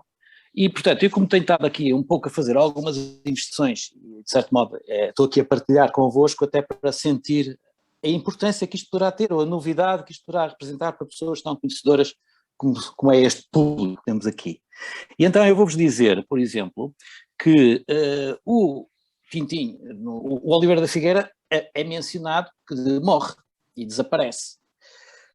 A seguir, o RG começa a ser publicado em Portugal e vai buscar o nome Muller, eventualmente, para criar o Tintim, o personagem na Ilha Negra. Mais tarde, já depois do cetro de autocar, o RG regressa ao ambiente do Tintim e os Charutos de Faraó. Vai regressar ao deserto. Com o quê? Com o Tintim no país do Ouro Negro. E essa é a aventura que vai ficar suspensa quando os nazis invadem Bruxelas. Sendo que a capa do último número, eu não tenho aqui à mão, mas vocês devem ter recordado, mas o Manuel deve saber, e se tiverem à mão, mostra. Eu tenho. Então, traga cá, porque é importantíssimo mostrar esse momento, porque depois vai dar, então, a explicação. Mas o Oliveira não aparece na primeira versão do País do Ouro Negro, tem ela aqui. Aparece. Não, pois, calma, é isso que eu vou-te explicar. É isso que eu vou explicar, Pedro, porque isto está tudo interligado. E é muito importante para a história da vida do RG, e pode parecer porque podemos estar aqui a tentar elevar o Oliveira da Figueira a um patamar, e parece estranho por eu ser só português e estou aqui a tentar trazer, mas não, isto vai dar, e é muito importante para aferir também o nível psicológico e a criatividade do RG, já vai perceber. Se tiver aí então, Manuel, a última capa do Petit Vingtième, que é de maio de 1940, que momento é esse? O País do Ouro Negro, né? Que você tá falando? País do Ouro Negro, sim. É essa aqui, ó. Pronto, muito bem, exatamente, é esse mesmo. Neste momento, o Dr. Muller prepara-se para matar o Tintim no deserto. Sim. E para aí. Aquela cena, exatamente. E é aí que fica suspensa a aventura O País do Ouro Negro em 1940. E RG... O RG vai desenhar 2 outras páginas. Que eu tenho tinha ainda desenhado 2 páginas. Estão aí, não sei se está nesse álbum, está a seguir. Eu tenho aqui um, espera aí. Eu tenho aqui. Eu vou pegar o meu também, espera aí. Tem aqui, olha, está aqui. É este momento é a capa do último Petit Vingtième de 1940. É exatamente esse que tem aí, exatamente, Manuel. Muito bem. O Dr. Muller eventualmente inspirado no nome do Müller português, do diretor do Papagaio, que se prepara para matar o Tintin. A história fica suspensa, os nazis invadiram, o Petit 20e deixa de existir a partir desse momento e o RG foge de Bruxelas e vai para o sul de França. Manda uma carta para o Müller em Lisboa a pedir o pagamento antecipado, o pagamento devido de direitos de autor. Nessa altura o Papagaio estava a publicar A Orelha Quebrada. O RG recebe algum dinheiro e durante a Segunda Guerra Mundial o Müller, de vez em quando, mandava latas de sardinha portuguesa através da Cruz Vermelha para um campo de prisioneiros onde o irmão, o Paul Remy, estava preso.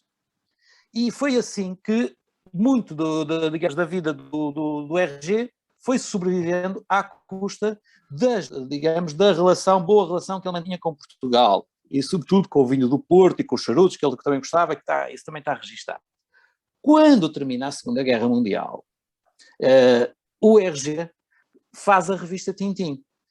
E as primeiras aventuras da revista Tintin era a continuação das 7 bolas de cristal e ele faz o Templo do Sol. Quando termina de fazer o Templo do Sol, e estamos a falar em 47, 48, o RG quer fazer o Tintin na Lua. Já quer fazer o Tintin na Lua. Só que o Raymond Leblanc, o diretor das Lombard, diz assim, não, isso vai demorar muito tempo. Precisamos de uma história do Tintin já. E é nesse momento que pensam e dizem assim, vamos recuperar a história que ficou congelada no tempo. Vamos recuperar o País do Ouro Negro. E então o RG desenhava até com 4 semanas de antecedência e tudo. E ele começa a fazer, a republicar o Capitão Haddock, que tinha surgido, a história que surgiu quando ficou congelada, que era os caranguejos das Nazes de Ouro. O Capitão Haddock sai com o telefonema, tem aqui o carteiro, tem que ir embora, e o Tintin começa uma história, como se fosse uma história nova, mas é a história pegada do... Agora, quando chega ao momento em que o Müller está para matar o Tintin, aí a história é nova, aí já estamos em 1949, é em 49 que esta história está a ser publicada originalmente na revista Tintin. E em 49, o RG repega, então, nessa história, o Tintin salva-se, os Dupont aparecem e conduzem-no até à cidade do Adesheva, ele aí percebe que foi raptada o Abdallah e suspeita que o Müller é que está envolvido e vê a casa do Müller no cimo do monte e diz, como é que eu vou entrar lá? E nesse momento, ele está a passear pelo Cachebá e encontra o Oliveira da Figueira, ressuscitado, o Oliveira da Figueira providencialmente ali local. E mais ainda, e é esse pormenor que é extraordinário, é que nesta união, entre os dois, em que eles se encontram, o que acontece ainda uma coisa ainda mais extraordinária, é que o Oliveira da Figueira ajuda o Tintin a entrar dentro da casa do Müller, mas disfarça o Tintin de sobrinho do Oliveira da Figueira e dá-lhe o nome de Álvaro. E eu agora neste momento não posso dizer muito mais, porque eu fiz uma investigação aqui em algumas outras coisas. Mas este é o momento, é a ligação entre os charutos do Faraó e o País do Ouro Negro através do Oliveira da Figueira, que depois vai ser uma personagem que vai aparecer pela uma terceira vez. Aliás, quando o Tintin encontra o Oliveira da Figueira pela primeira vez, eles bebem uma garrafa de Mateus Rosé, o Tintin diz, não estou aqui para comprar nada, lembrando precisamente os charutos do Faraó. E dizendo, não, sou Oliveira da Figueira, eu não venho aqui comprar nada.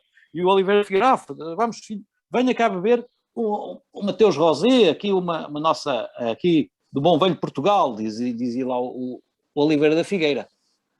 E depois, é já quando faz o Cock-and-Stock, o Carvão no Porão, que o próprio Capitão Haddock também faltava nesta cena e o RG leva-o mais tarde e fala-o ir também para o mesmo lugar beber também a mesma garrafa de Mateus Rosé.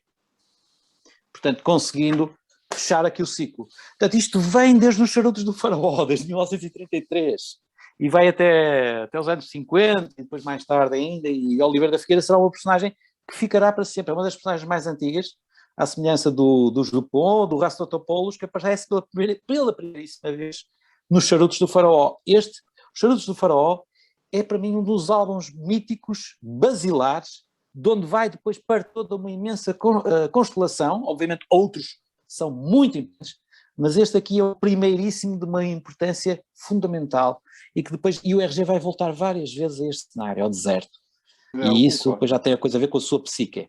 Mas Vai 4 vezes, é esta a explicação de algumas coisas. Por favor, à vontade. Já falei Nossa, disso. mas você tem que escrever um artigo sobre. Eu não Vai conhecia ser, essa galera. há um livro, isto está aqui para ser um livro um dia. A gente já depois fala. Poxa, Tá. foi Eu muito preciso depois bom. falar consigo também. mas não se compara a isso. Vamos agora falar a parte que eu queria falar, que era a diferença entre as versões em preto e branco e coloridas do Charutos do Faraó. A primeira e mais interessante é que, como eu falei, há várias páginas coloridas feitas especificamente para a edição em preto e branco dos charutos. Esta, deixa eu localizar as outras. Esta aqui, que é a mais Pedro, gira de mostra mais todas. devagar, porque quando você passa rápido, fica só o borrão. Perdão. Essa aqui, que é a mais bonita de todas, na minha opinião. E a quarta é esta aqui.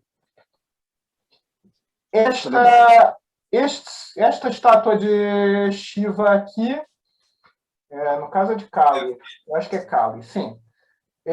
Eu vi no Museu Real de Bruxelas. É uma das que o RG pegou no Museu Real de Bruxelas. Enfim. Já que estamos aqui ao lado, também aparecem pela primeira vez estes dois senhores, que seriam os primeiros personagens recorrentes da série. Curiosamente, junto com Oliveira da Figueira. Que são, como todos sabem, X-33 e X-33 bis. Sim, eles se chamavam X-33 e X-33 bis, e durante anos não tiveram nenhum outro nome, eram sempre chamados de Os Policiais. Eu não sei de cor em que aventura que o RG finalmente chamou de Dupont e Dupont, mas levou bastante tempo. Foi no centro do autocarro, quando eles estão a despedir no aeroporto. Ele apresenta ao professor. Eu fui ver as minhas 1939 já. Para ver se localizava, só que eu estava vendo páginas e mais páginas, eles continuavam sem nome. Em algum momento eles vão ser batizados. Mas pronto, X-33 e X-33 bis apareceram recorrentemente. Eu já falei em outra dessas que a inspiração são os Keystone Cops, principalmente, e em praticamente todas as aventuras a função deles era perseguir o Tintin. Tintin era acusado de um crime, normalmente da forma mais estapafúrdia possível, injustificável, e eles iam atrás do Tintin como se fosse o homem mais perigoso do mundo. Mas como também não faziam nada direito, não tem problema nenhum. Gente, como moderador, eu tenho que alertar. Temos a apresentação do Manuel, ainda temos que ver a coleção do Manuel. Muito bom. Eu estou adorando, mas... Né? Não. Exatamente. A gente ainda tem que abrir para o pessoal falar. Exatamente. Eu já falei do Oliveira, já falei do encontro com o Rastapópolos. Aqui, outra curiosidade.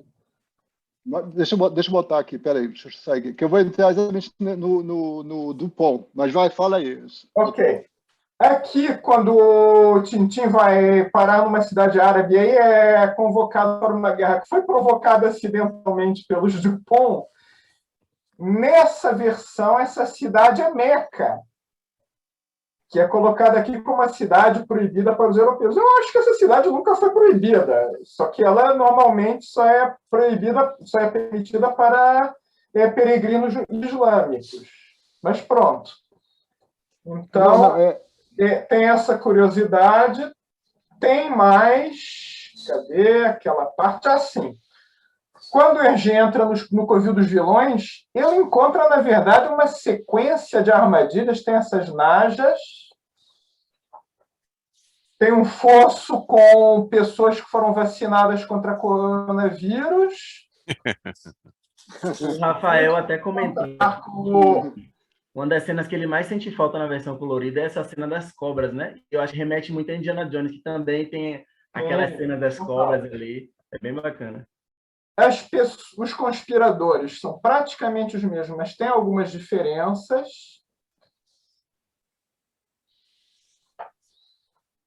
Depois, aí a parte mais surreal. Quando o Fakir fecha eles na hora de fugir, o Fakir diz: ah, não, eu deixei uma bomba, vou explodir o covil inteiro. Os Dupont tentam abrir a porta com a sua habilidade peculiar, só que os explosivos não explodem porque o Milu urina no pavio.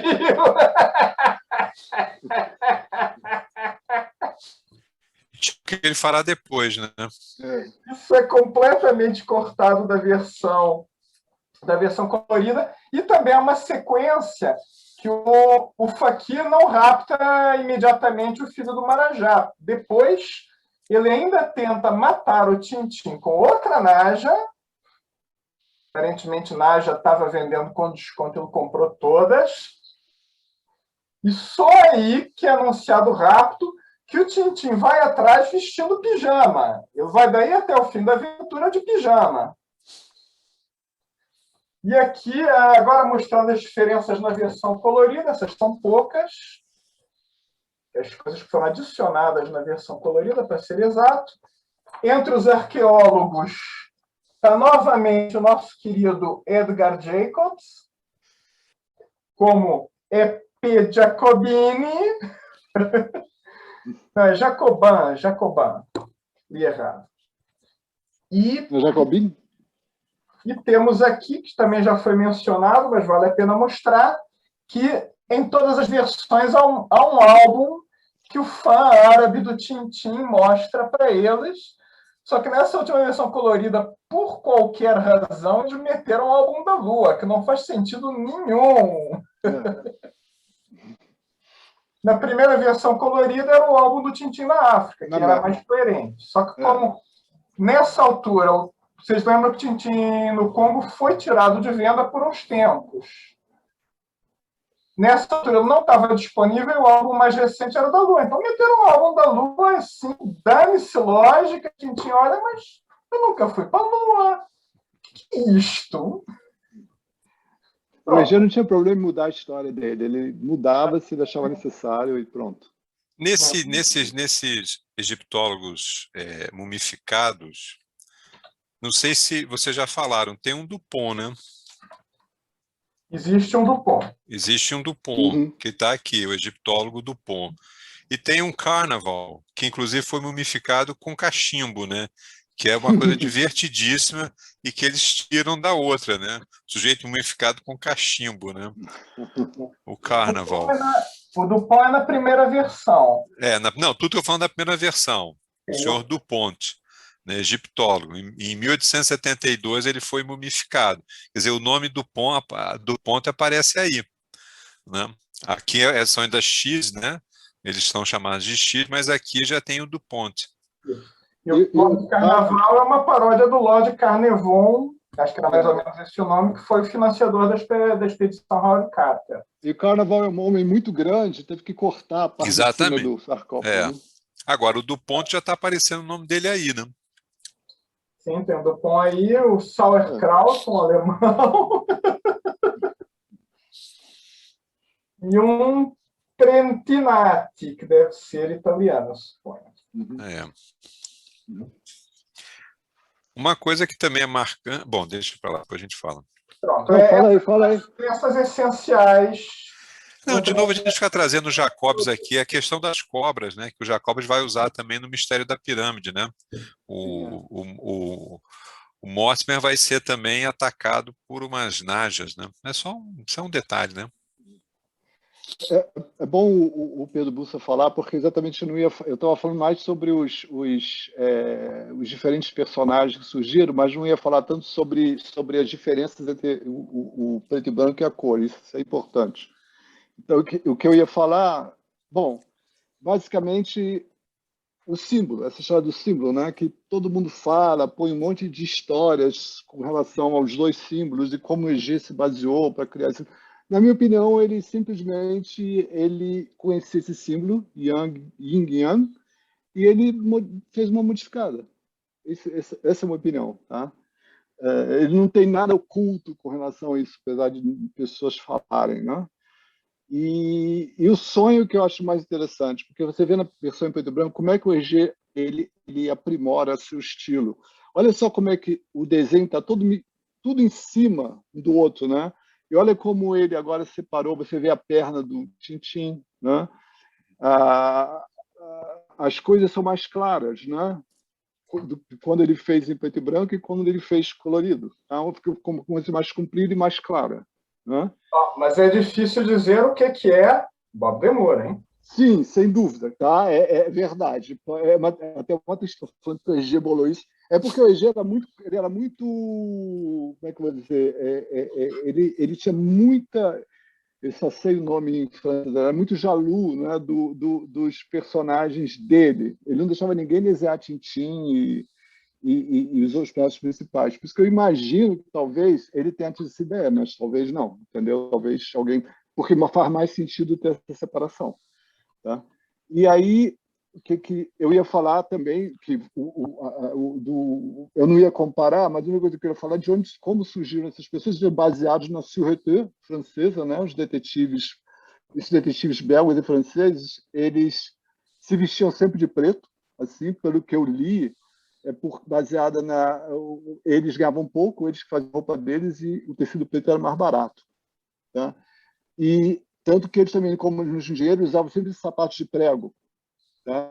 E que uma característica também deles é que todo mundo reconhecia os caras pela roupa deles e pelo sapato. Tá? E é uma coisa que acontece muito com os Dupont. Os Dupont, por mais que eles ponham trajes e tentem se esconder, todo mundo percebe deles, né? Que são os Dupont sempre. Né? E uma coisa que muita gente fala que o Hergé se baseou no pai, no irmão dele, do irmão do pai, no tio dele, que eram gêmeos. Eu li na entrevista do Hergé, ele falando que ele pode ter sido, mas que não foi uma coisa que passou na cabeça dele racionalmente. Talvez, entendeu? Tanto que ele achava muito engraçado que uma vez uma senhora veio falar para ele que tinha 2 personagens que moravam perto dela, vizinhos dela, que imitavam os Dupont. Se vestiam como os Dupont, imitavam os Dupont. Como? Ele foi ver, era o pai e o tio dele que moravam, eram vizinhos da mulher, ele achava super graça nisso, que ele falou, não, mas é o contrário, esses caras provavelmente são originários, né? Não é se imitavam um cara. Mas ele diz que não foi racional essa criação para ele, né? De se basear nos pais, sem dúvida. Consciente, mas os pais não, né? O pai e o tio dele eram até as pessoas diziam, olha lá os Dupont e não sei o quê, já tinham sido marcados como tal. E eles se vestiam sempre bem alinhados, sempre bem vestidos. O Hergé também se vestia bem vestido também, por causa do pai dele. E o pai dele tinha uma loja, né? Uma coisa de Era alfaiate. Alfaiate, né? Exatamente. E eles estavam sempre, todos os dois, bem vestidos, e o irmão sempre andava junto com o pai. Então... Essa foto... Espera, você não falou das outras fotos aí. Que essa foto são realmente 2 policiais prendendo um suspeito e estão perfeitamente paramentados como os Dupont. Inclusive, exatamente. Está carregando os 2 guarda-chuvas dele e do amigo. Bigode e tudo, né? E um detalhe é como você reconhece um e outro, né? No caso do bigode, um bigode para baixo, outro bigode assim meio, né? Ele se preocupou em fazer as pessoas saberem a diferença, né, entre um e o outro. Isso. Agora, ele não especifica quem é o X33 e quem é o X33. Não, exatamente. Agora, uma coisa ele fala, eles não eram irmãos, eles eram sócios. Tá? Sempre os Dupont nunca foram irmãos, né? Eles eram Aliás, deixa-me... Até porque Dupont é o sobrenome, né? Então, um é Dupont com T e outro é Dupont com D. E na versão em inglês é Thompson e Thompson. E também tem essa diferença, tem o P e não tem o P. No filme de Spielberg, eles até fazem uma piada com isso na versão em inglês, que aqui no português acabou perdendo um pouco da piada. Aliás, nos ingleses, eles depois dão origem a uma banda de música chamada The Thompson Twins. Agora, eu tenho uma curiosidade perante a vocês também. Vocês demoraram bastante tempo para identificar como eu que eles não eram irmãos? Porque eu passei anos para reparar e entender isso, que não eram irmãos gêmeos, etc. Todo mundo achava que eram irmãos. Todo mundo. Eu sempre achei. Achava que era irmão. Mas repare-se que ele já faz os bigodes de forma diferente. cada um. Portanto, o Dupont tem o do bigode com a forma em D e o Dupont tem o bigode arrebitado. E isso já surge nisso, mesmo antes. Assim, mas isso já surge mesmo na edição original de 1933 dos cigarros do Faraó, enquanto eles ainda se chamam X33 e X33 bis. Eles, na realidade, só vão ser nomeados Dupont em 1939. Portanto, há ali um processo, alguém, lá está mais uma vez, eu acho que era o Jam, o amigo deles, Paulo Germain, que era ótimo a arranjar nomes e tudo, mesmo o nome de Rastotopoulos, que é arranjado para esta altura. Portanto, o professor, por exemplo, o egiptólogo, não tem nome. Os Dupont também não têm nome. Rastotopoulos é um dos primeiros nomes que surge. Aliás, e como o Oliveira da Figueira, que é um trocadilho em português muito interessante, porque nem sequer hoje quase encontramos ou pessoas chamadas de Oliveira da Figueira. E os Dupont, que depois vão surgir repetidamente, eles depois voltam a surgir na aventura, nomeadamente da Ilha Negra, e ainda são maus, eles querem prender o Tintin e não são amigos. Diga? Aparece no Lotus Azul também, né? Aparece no Lotus Azul, sim, o Lotus Azul, exatamente, eles ainda lá estão. Mas é só para chamar uma atenção aqui que às vezes há um erro também das coisas. As pessoas pensam que esta edição do Le Miroir foi também parte da inspiração para o RG. Deixem-me só esclarecer que esta edição é de 1919, portanto é uma revista de 1919, isto é 10 anos antes da primeiríssima aventura do Tintin, que foi em 1929. E eles estão a prender, aquele senhor que está ali a ser preso, é um atentado contra o presidente Clemenceau, presidente francês, da França. Portanto, é os serviços secretos da França que estão a prender a pessoa que tentou fazer um atentado contra o presidente da França, isto em 1919. Será mais tarde uma pessoa que encontra isto e mostra ao RG e diz, olha, está aqui, e ele vê a coincidência de como a realidade imita a ficção, ou ao contrário. Mas neste caso, ele terá mesmo feito antes de se inspirar nisto. São daquelas coisas que fica, dois tipos de vestidos de igual, que são os serviços secretos, que revestem sempre todos iguais, é o uniforme discreto de quem anda na rua e que tem que vigiar e que tem de suspeitar de toda a gente, que é como eles estão ali com aquele ar de suspeita, e que estão perfeitamente bem identificados com os bigodes separados, ainda antes de se pensar sequer em chamados do Ponte e do Ponde. Aliás, eu tenho aqui a tal capa do Tivantiem, onde aparece o Oliveira da Figueira pela primeira vez, é onde aparecem os Dupont pela primeira vez numa capa de uma revista do Tivantiem, que eles estão sentados no café do Cairo. E eu tenho uma pergunta, e aí talvez vocês saibam responder. Teve uma postagem que eu até coloquei o link aqui, falando sobre os Dupont serem gêmeos ou não, depois vocês podem dar uma olhada, que na pesquisa que eu fiz na época, 2009, isso, tinha dizendo que uma das possíveis inspirações, embora não é nada nunca confirmado por Hergé, é que os Dupont poderiam ter sido inspirados em dois personagens de Júlio Verne, e aí eu não sei se isso é um fato mesmo, mas o curioso é que eram personagens muito parecidos, mas que um usava uma barba arredondada e o outro tinha uma barba quadrada. Não, é quase certo que o Hergé nunca havia lido o Júlio Verne nessa altura. O Hergé não era um sujeito que lia muito nesse tempo. Depois eu passo a ler mais.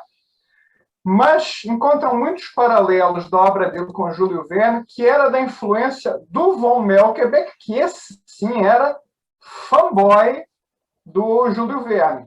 Esses personagens em particular vêm de um livro que, olha o nome do Júlio Verne, a Agência Thompson e Cia, que foi da onde foram buscar a tradução britânica para os personagens. Então, tradutor inglês era um sujeito bem atento, mas não sabe se é uma ligação real. É engraçado, porque eu, quando comecei a ler os Charutos do Faraó e encontro lá os Dupont, e a aparição dele, o momento em que eles aparecem assim no Cairo, fez-me lembrar A Volta ao Mundo em 80 Dias, onde há um detetive da Scotland Yard que vai sempre atrás do Sr. Fogg e que vai acompanhando e que nós sabemos que ele está ou não. Portanto, é o detetive que anda sempre atrás. Portanto, eu não sei se esta da viagem à volta ao mundo em 80 dias, que já existia muito antes, quer ele tenha lido ou não, mas estaria no imaginário popular do detetive que vai atrás do herói principal à volta do mundo. Portanto, é um bocado assim que acontece com os Dupont. Eles andam permanentemente à procura, atrás do Tintin, à volta do mundo. Não é um detetive, são dois detetives. Fazem o tal, digamos, a tal parelha cómica, estilo Laurel and Hardy, pronto, aquela dualidade do Yang, também se quisermos, em que o Hergé escolhe ter um detetive à semelhança de A Volta ao Mundo em 80 dias, onde também havia o detetive atrás do personagem principal. E que provoca sempre, a fuga ao detetive provoca sempre alguns momentos, digamos, com suscetibilidade a causar algumas gargalhadas hilariantes, portanto, dá o tal ritmo à história. Eu penso que, não sei se conscientemente ou inconscientemente, poderia ter sido uma coisa desse género. Eu só não sei se o Hergé lia Júlio Verne nessa época. Ele começa a se interessar. Quem introduz ele, essas coisas, é o Melquibeck, como o Pedro Bussa falou. Ele não era um cara de ler muito. Inclusive, o Melquibeck sacaneava ele pra caramba por causa disso no início. Falava, o Hergé não é um cara intelectual. Assim, ele é um cara intuitivo, né? Então, não sei. Que ele lesse, eu penso que a volta, eu só há pouco tempo é que li A Volta ao Mundo em 80 dias também. Eu vi os desenhos animados, folhetins que se passavam. O Hergé podia não ler muito, mas ele era vamos lá ver, até mesmo antes de criar o Tintin, ele já fazia umas histórias por parte de outras pessoas. Ele tinha aquela história no Congo, ainda antes do Tintin no Congo, ele já tinha uma história no Congo feita por outro tipo, que era o Popocabata. Portanto, já havia referências, e o Júlio Verne é uma pessoa do final do século XIX, portanto, já era um clássico naquela altura, dos anos 30, portanto, perfeitamente ao nível, não era de leitura aturada, mas era de conhecimento popular, pelo menos em conversas.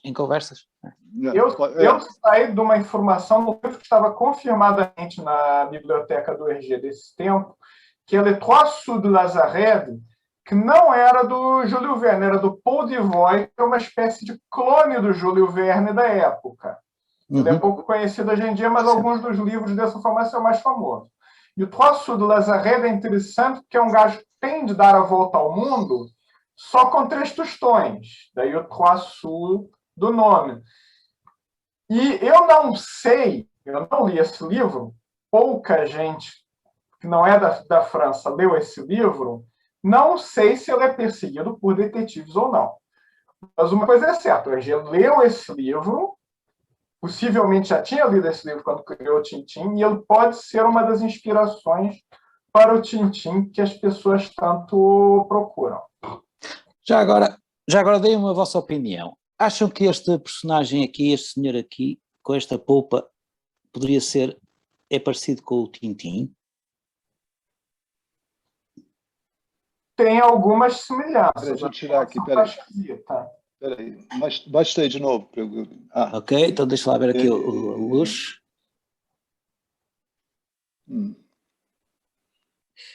Bom, eu vou explicar. Um topetinho, né? Este senhor é o Alain Gerbaud. Aqui, isto é da Wikipédia, podem procurar com este nome, se considerem melhor. Alain Gerbaud. E o Alain Gerbaud era tenista e francês, e fez em 1929, nos anos 20, a primeira viagem de circunnavegação de um solitário, não a primeira viagem, uma das viagens de circunnavegação solitária. Eu já li no livro do Pierre Gaudin, ele fala que o Alain Gerbaud, juntamente com o Albert Londres, era precisamente também um dos nomes da inspiração, e portanto seria também uma das pessoas que inspirou o Tintin. Eu acho que até fisicamente mesmo, esta fotografia é de 1929, portanto não sei se isto é antes ou posterior à questão do país dos sovietes. Porque o Totó já era... O Paul Remy era muito parecido. Muito. Sim, o Remy formato de rosto, redondo, cabelo. Esse daí não tem como. Sim. Pessoal, a gente tem só... Frederico, desculpa interromper. Tá? É porque a gente tem só 10 minutos. Ok, então eu fico para outra. Tem algumas pessoas deixando a transmissão por causa do horário, né? Aqui já vai dar 8 horas. E aí a gente queria, pelo menos, fazer as considerações finais, né? Para não fugir muito do assunto, que é o tema, o Charuto do Faraó. Depois eu acho que é super válido a gente voltar em alguns temas aí que você trouxe, né? A gente pode conversar até para falar um pouco mais sobre a exposição, o que você puder falar sobre, obviamente, né? Mas eu queria ouvir um pouco mais a galera que ficou aí quietinha, né? Sobre suas impressões sobre o álbum, para a gente poder finalizar aqui, ouvindo um pouco de cada um que quiser comentar.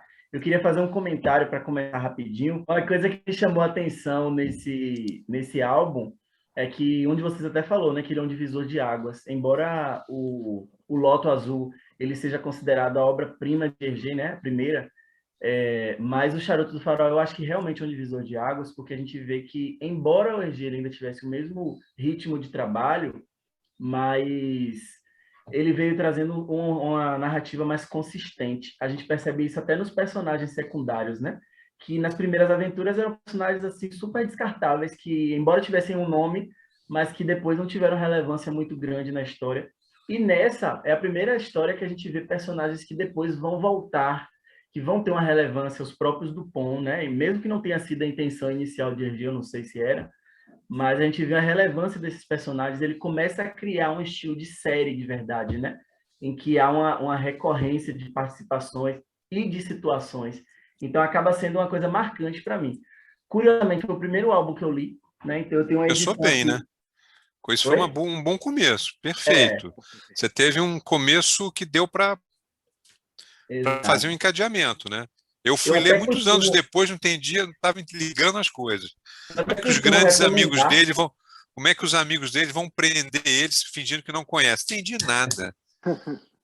Pois é. Eu até, para quem me pergunta, né, eu até recomendo... por que álbum começar? Eu muitas vezes recomendo o Charuto do Faraó, porque... Eu também. Né? Embora eu comecei pelo Centro de Otocário e vou sempre recomendar esse. Não, você recomendar o Charuto. Eu acho que marca, né? Os charutos. Mas Charutos, de fato, eu acho que é um álbum legal para quem quiser até saber aí por onde começar. Charuto do Faraó é uma história muito bacana. Tem um espírito de Tintin totalmente, um espírito de Indiana Jones, né? A gente vê uma pegada muito Indiana Jones ali. É uma aventura muito bacana e introduz esses personagens que a gente vai conhecer um pouco mais depois. Falaram no Rastapopoulos, eu não sei se eu perdi. Falaram? Pois é, rapaz. Estão pedindo até para a gente fazer uma parte 2 aqui. Falaram? Não falaram? Ele falou, começou a falar. Porque eu fui ler hoje do Benoît Pitard e ele cita eu não achei no Numa Sadu, mas no Benoît ele comenta uma carta que o Hergé fala que queria criar um tipo mediterrâneo, um italiano, um grego, e aí o Hergé já dá uma entrevista uns anos depois e fala, ele não é judeu, hein? Ele não é judeu, porque já tinha essa crítica dele criar vilões judeus, né? Não, ele era ostensivamente grego, com o nome como Rastapopoulos. Ele fala um nome mediterrâneo. Eu até marquei aqui, mas tudo bem. Ele fala de um mediterrâneo, um italiano. Ele diz que o nome foi dado por um amigo dele, e ele é engraçado, né? Tem até a frase aqui embaixo. Olha só, gente, é um assunto bacana. Teve gente que sugeriu aqui no chat, eu estou levantando a bola aí, vocês me dizem.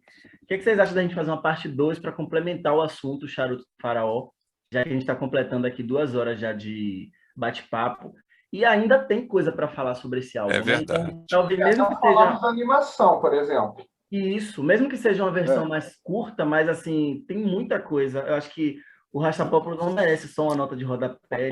Porque Roberto é um nome até porque Roberto, estou lembrando aqui, é um nome italiano, né? Roberto, não é um nome italiano. Mas eu já li que ele é greco-italiano, né? Alguma coisa pois assim. Não, tudo bem, mas ele tem um pé lá na Itália. Pois é. O Roberto é o seguinte, é que quando... Pedro, guarda isso próximo. Pedro Brito, sabe o que está acontecendo aqui? O nível está elevando tão grande, tanto que a gente vai ter que ter uma reunião todo esse fim de semana, porque vai ter situações... Aliás, aproveitando o gancho, a dúvida é essa. É o seguinte, gente, setembro, eu já tinha combinado com o Bruno Porto para falar sobre o Lotus Azul, né, Pedro Brito? Então, o que a gente podia fazer, eu posso perguntar ao Bruno se ele topa ficar para outro... Aí eu não sei Vocês querem semana que vem? Porque eu poderia deslocar Bruno para outubro. Eu defendo semana que vem. Semana que Eu vem? também. Por mim, tá tudo bem. Bem tranquilo. Eu já pega Agora, a linha, eu já acho que eu só queria dizer que a gente devia dar uma oportunidade para as pessoas, outras pessoas produzirem também, tá? Então eu não preciso, o meu já estava praticamente terminado, tá? Pode ser uma outra pessoa também. Mas eu quero ver essa coleção, Manuel, mas olha só. Mas assim, Manuel, se você quiser, eu acho que vale a pena, Manuel, se você quiser terminar, porque eu sei que deve ter ficado alguns slides, porque como eu falei, né, não vai faltar muita coisa. Não vai faltar uns 2 slides, 3 slides. A gente entra um pouquinho no tema da série, né? Falar um pouco das diferenças da série de TV, porque eu acho muito válido a gente ter um público que conheceu Tintin através da série. Então, acho que vale a pena a gente fazer, ou semana que vem, ou daqui a 15 dias, de repente. Porque deixar para o outro mês, a gente vai perder um álbum, né? A gente vai perder um mês. Perde o fio, né? Manuel, você pode? Semana que vem. Posso. Pode. Domingo que vem, pode. Não tem problema. Eu tô nessa. Eu também. Eu não sei como é. Vou anunciar, então. Vou ter que manter essa mesa aqui intacta. Isso aqui. Aí você combina com quem arruma a sua mesa. Você fala, não mexe, põe uma plaquinha. Mas você põe uma placa aí. Don't touch. Vou ter que falar com a minha mulher, porque eu tirei um monte de coisa. Branco, da falta a versão colorida do Bob Demure. E ainda tem isso. Grande Bob Demure. Que merece também ser falado também, né? É bom que a gente vai anotando, né? A gente vai anotando algumas pessoas que a gente deve talvez fazer um programa. Edgar, Bob Demure, né? 2 que mereciam uma conversa. Rogério Leluc ainda está vivo. É o último vivo. O Rogério Leluc está vivo, incrível, ainda faz história. 90 anos, não é? Mas continua trabalhando. Outro dia saiu um solo novo. Que idade que o homem tem para continuar vivendo algo? Não seja por isso, agora é só fazer um convite para ele participar aqui do nosso clube. Eu acho. Mas hoje... Olha que de repente, hein?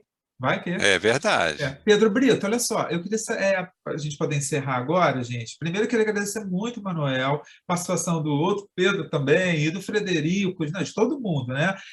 Reiterar o que o Manuel pediu agora, né? Que as outras pessoas também perguntem, participem, que esse é o objetivo do clube. E queria encerrar, Pedro Brito, você falando mais uma vez do Tintim por Tintim, que eu acho que, né? Porque tem muita gente nova, acho que... Né? Bom, Tintim por Tintim, acho que todo mundo já conhece, né?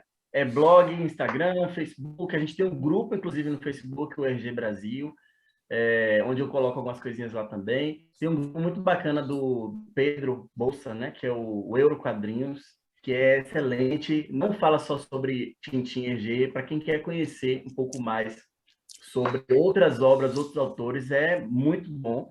Embora aqui no Brasil a gente sabe que a gente é carente desse tema, né? Mas eu quero deixar para vocês aí o recado de que a gente vai ter o encontro, né? Eu vou divulgar nos próximos dias, para ver como é que vai ser. Espero todo mundo aqui de volta, né? Participando bastante, perguntando, falando, e é isso. Volte. Eu comentei. Tem muito assunto ainda. E Pedro, eu comentei para o seguinte, porque você viu agora, estamos em todos os continentes, de vários lugares, e de repente podem conhecer Tintim por conta do perfil do Twitter só, e não viu ainda que tem isso acontece, né, Pedro? Então, nossa, é hora de divulgar.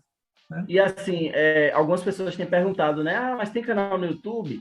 Tem um canal onde eu estou postando mensalmente os vídeos, né? Então, no final da transmissão, eu faço uma edição, só que esse mês eu falei, né, que eu não consegui fazer ainda, e disponibilizo lá o vídeo para todo mundo. Inclusive, eu deixo no recado lá no e-mail que se alguém se opor a expor sua imagem, pode falar que aí eu edito, retiro a parte da pessoa.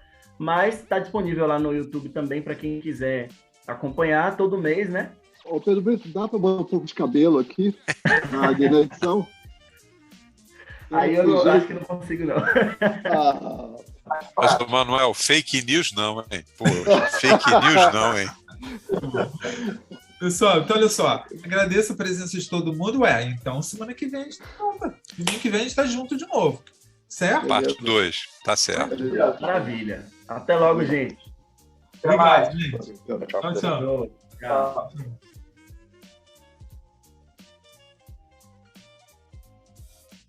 Aqui, tá vendo esses 3? Por que eu botei esses 3 livros aqui? Aliás, os 4, Colkenstock, Tintin no Tibete, Biju do Castafiore e Pícaros, que são todos primeira edição, tá? Que isso? Nossa! Todos primeira edição aqui. Esse aqui não é primeira edição, mas deixa eu mostrar uma coisa curiosa aqui, tá vendo? Recassé, tá vendo aqui? As folhas são sempre verdes, né? No seu exemplar também vai ser verde, né? Mas esse daqui, as folhas são azuis, olha só. Ué? Isso foi uma edição, cara, que é rara, foi lançada e depois foi deslançada. Ele tem a chamada de folha azul, porque as folhas de cima são azuis e as de baixo são verdes. Repara que não, que isso? Eu tenho que pesquisar isso, eu não sei se foi algum problema para ele, eu não sei por que isso, tá? Mas é quase igual, tá? Tem umas diferenças aqui, né? Não é a primeira edição, tá? É de 1950, tá? E, Manuel, assim, talvez você tenha que repetir essa resposta que você vai dar agora, até porque eu fiquei curioso e não estou conseguindo me aguentar. Assim, você conserva os álbuns? Porque, pelo que na câmera você mostrou, parece que você colocou, tem uma capinha, tem algum plástico? Sim, claro. Olha só, por exemplo, o Biju do Castafiore, ele é um álbum, quando foi feito, a capa dele é super delicada, tá? Vou te mostrar um exemplo, tá? Para quem está entrando agora, a gente não começou, a gente está só conversando, tá? Tá vendo aqui, ó? Isso aqui é uma primeira edição também do Biju do Castafiore, mas ó, repara só, tem um rasgão aqui na cabeça do Tintin, porque essa capa foi feita super, então é muito raro encontrar essa capa totalmente perfeita, que nem essa aqui, tá? Primeira edição. Então, todas as primeiras edições, isso é um livro caro pra caramba, né? Então, eu protejo com uma capa, né? Tem uma capa de plástico, né? Que legal! Assim, entendeu? Assim, entendeu? Porque isso aqui, pô... Eu nem abro isso aqui. Isso aqui, eu acho que eu nunca li. Eu folhei para ver se não estava faltando página. Porque... Igual o Petit Bontiano, né? Uma vez eu abri para nunca mais, porque isso aí desfaz, né, cara? Isso aí... Pois é. O negócio é de 1932, mas na verdade eu vou dizer o seguinte, sabe quais tintins que eu mais gosto? São os tintins que eu ganhei quando eu tinha 12, 11 anos, que meus pais me deram, meus avós, e todos eles, cada um deles tem uma dedicatória deles. Uau. E eles já morreram, então, esses eu não me desfaria nunca, entendeu? Eu podia me desfazer desses. São em português, é da Record, lembra? Capa dura, tem cada um com uma dedicatória de meu pai, da minha mãe, da minha tia, da minha avó, entendeu? Mas não diz uma coisa, você chegou assim, não sei se, sei lá, você chegou a contar o número de itens, desde os menorzinhos aos maiores que você tem? Você tem esse tipo de cálculo, sei lá? De quê? Número de itens no total. Não sei, cara. Eu tenho que contar, porque é o seguinte, tá? Eu não tenho só Tintin, eu também gosto muito de Blake Mortimer, Spirou, Asterix, então eu podia encher mais uma outra dessa com Blake Mortimer, mais uma outra dessa com Asterix, uma outra dessa com Spirou, Adele, do Tardy, não sei se você conhece, Adele Blanc-Sec, do Tardy, que é espetacular. E etc. Então eu nunca contei. Eu de vez em quando, eu já nem compro mais figurines, porque ocupa muito espaço isso aqui, tá? Você vê, eu gosto dessas pequenininhas, porque essas não ocupam muito espaço, tá? E são mais baratas também, pra falar a verdade, né? Essas grandes, essa aqui que eu mais gosto, tá? Essa aqui, entendeu? Porque é uma moto, né? Nossa, coisa e eles são soltos, né? Eles saem, né? Estão todos soltos. E qual é o material, Manuel? Resina? Não, é o seguinte, tá? Eu dividi aqui. Daqui para cá é chumbo, tá? E essas edições são limitadas, não existem mais. Vem com certificado de garantia, um número, né? Vem assim, quer ver? Deixa eu mostrar aqui a caixa para vocês. Por exemplo, essa aqui é uma caixa, tá? Então, ela vem dentro da caixa e, deixa eu ver, e vem assim, tá? Vem com número, tá? Então, 3.600, 4.000, ou 1.000, ou 100, de 200, entendeu? Então, isso não existem mais, não vendem mais, tá? Essas de resina, tá? Essas vendem ainda, e aqui é tudo plástico. Essas são fáceis de encontrar, razoavelmente, porque isso aqui, essa daqui não existem mais, nem é Plastoy, tá? Isso foi feito nos anos 70, tá? Esse tintim aqui, tá? Esse daqui de trás, tá? Mas esse não encontra de fácil. O mais difícil também que não se encontra são essas moedas, né? Porque elas são edições limitadas e não se vende mais, né? Por exemplo, essa aqui. Né? Da Casa da Moeda da França. E essa aqui, por exemplo, foi quando o Tintin completou, acho que foi 75 anos. Então, essa é uma moeda de 10 euros, né? Mas especial. Não sei se dá para ver. Dá. Né? E tá aqui, 10 euros, tá? Tá aí, 10 euros, né? Claro que não vale 10 euros, né? Mas... e nem eu ia usar isso aqui no Subway, lá no metrô lá da Bélgica, né? Mas nem vou tirar nunca daqui, né? Mas aí tem essas todas. Tem uma muito legal comemorando a ida à Lua, né? E tem uma medalha 2G aqui. Essa aqui também 2G, né? Com o tintim aqui atrás, né? É baixo relevo, né? É baixo relevo. É baixo relevo. Essa aqui eu acho que é bronze. Essa aqui não é prata nem nada, não. Não, acho legal esse negócio assim. Isso aqui também é uma coisa que eu gosto muito, essa caixinha, tá? Porque foi o primeiro Pixie. Isso aqui, esses bonequinhos, tá? A gente chama de Pixie, que é uma loja que fazia de chumbo, tá? Que o Pedro Busso deve conhecer, né? Eles faziam esses negócios de chumbo aqui, que eles não fazem mais, porque agora a Molansara que faz, tá? Mas esse Pixie foi o meu primeiro, e a minha mulher, ela fez essa caixinha e ela desenhou esse dragão do Lotus Blue. Ela desenhou? Não sei se dá para ver. Ela desenhou. Dá para ver. Dá para ver? Dá, claro. Pelo menos eu tô conseguindo, não sei você. O bonequinho, esse aqui é de plástico, tá? Aquele é de chumbo, tá? O bonequinho é de chumbo, mas a caixa, ela que fez, ela que desenhou, ela botou o vidro, ela fez tudo. Legal, né? Não existe, aquilo ali é único, né?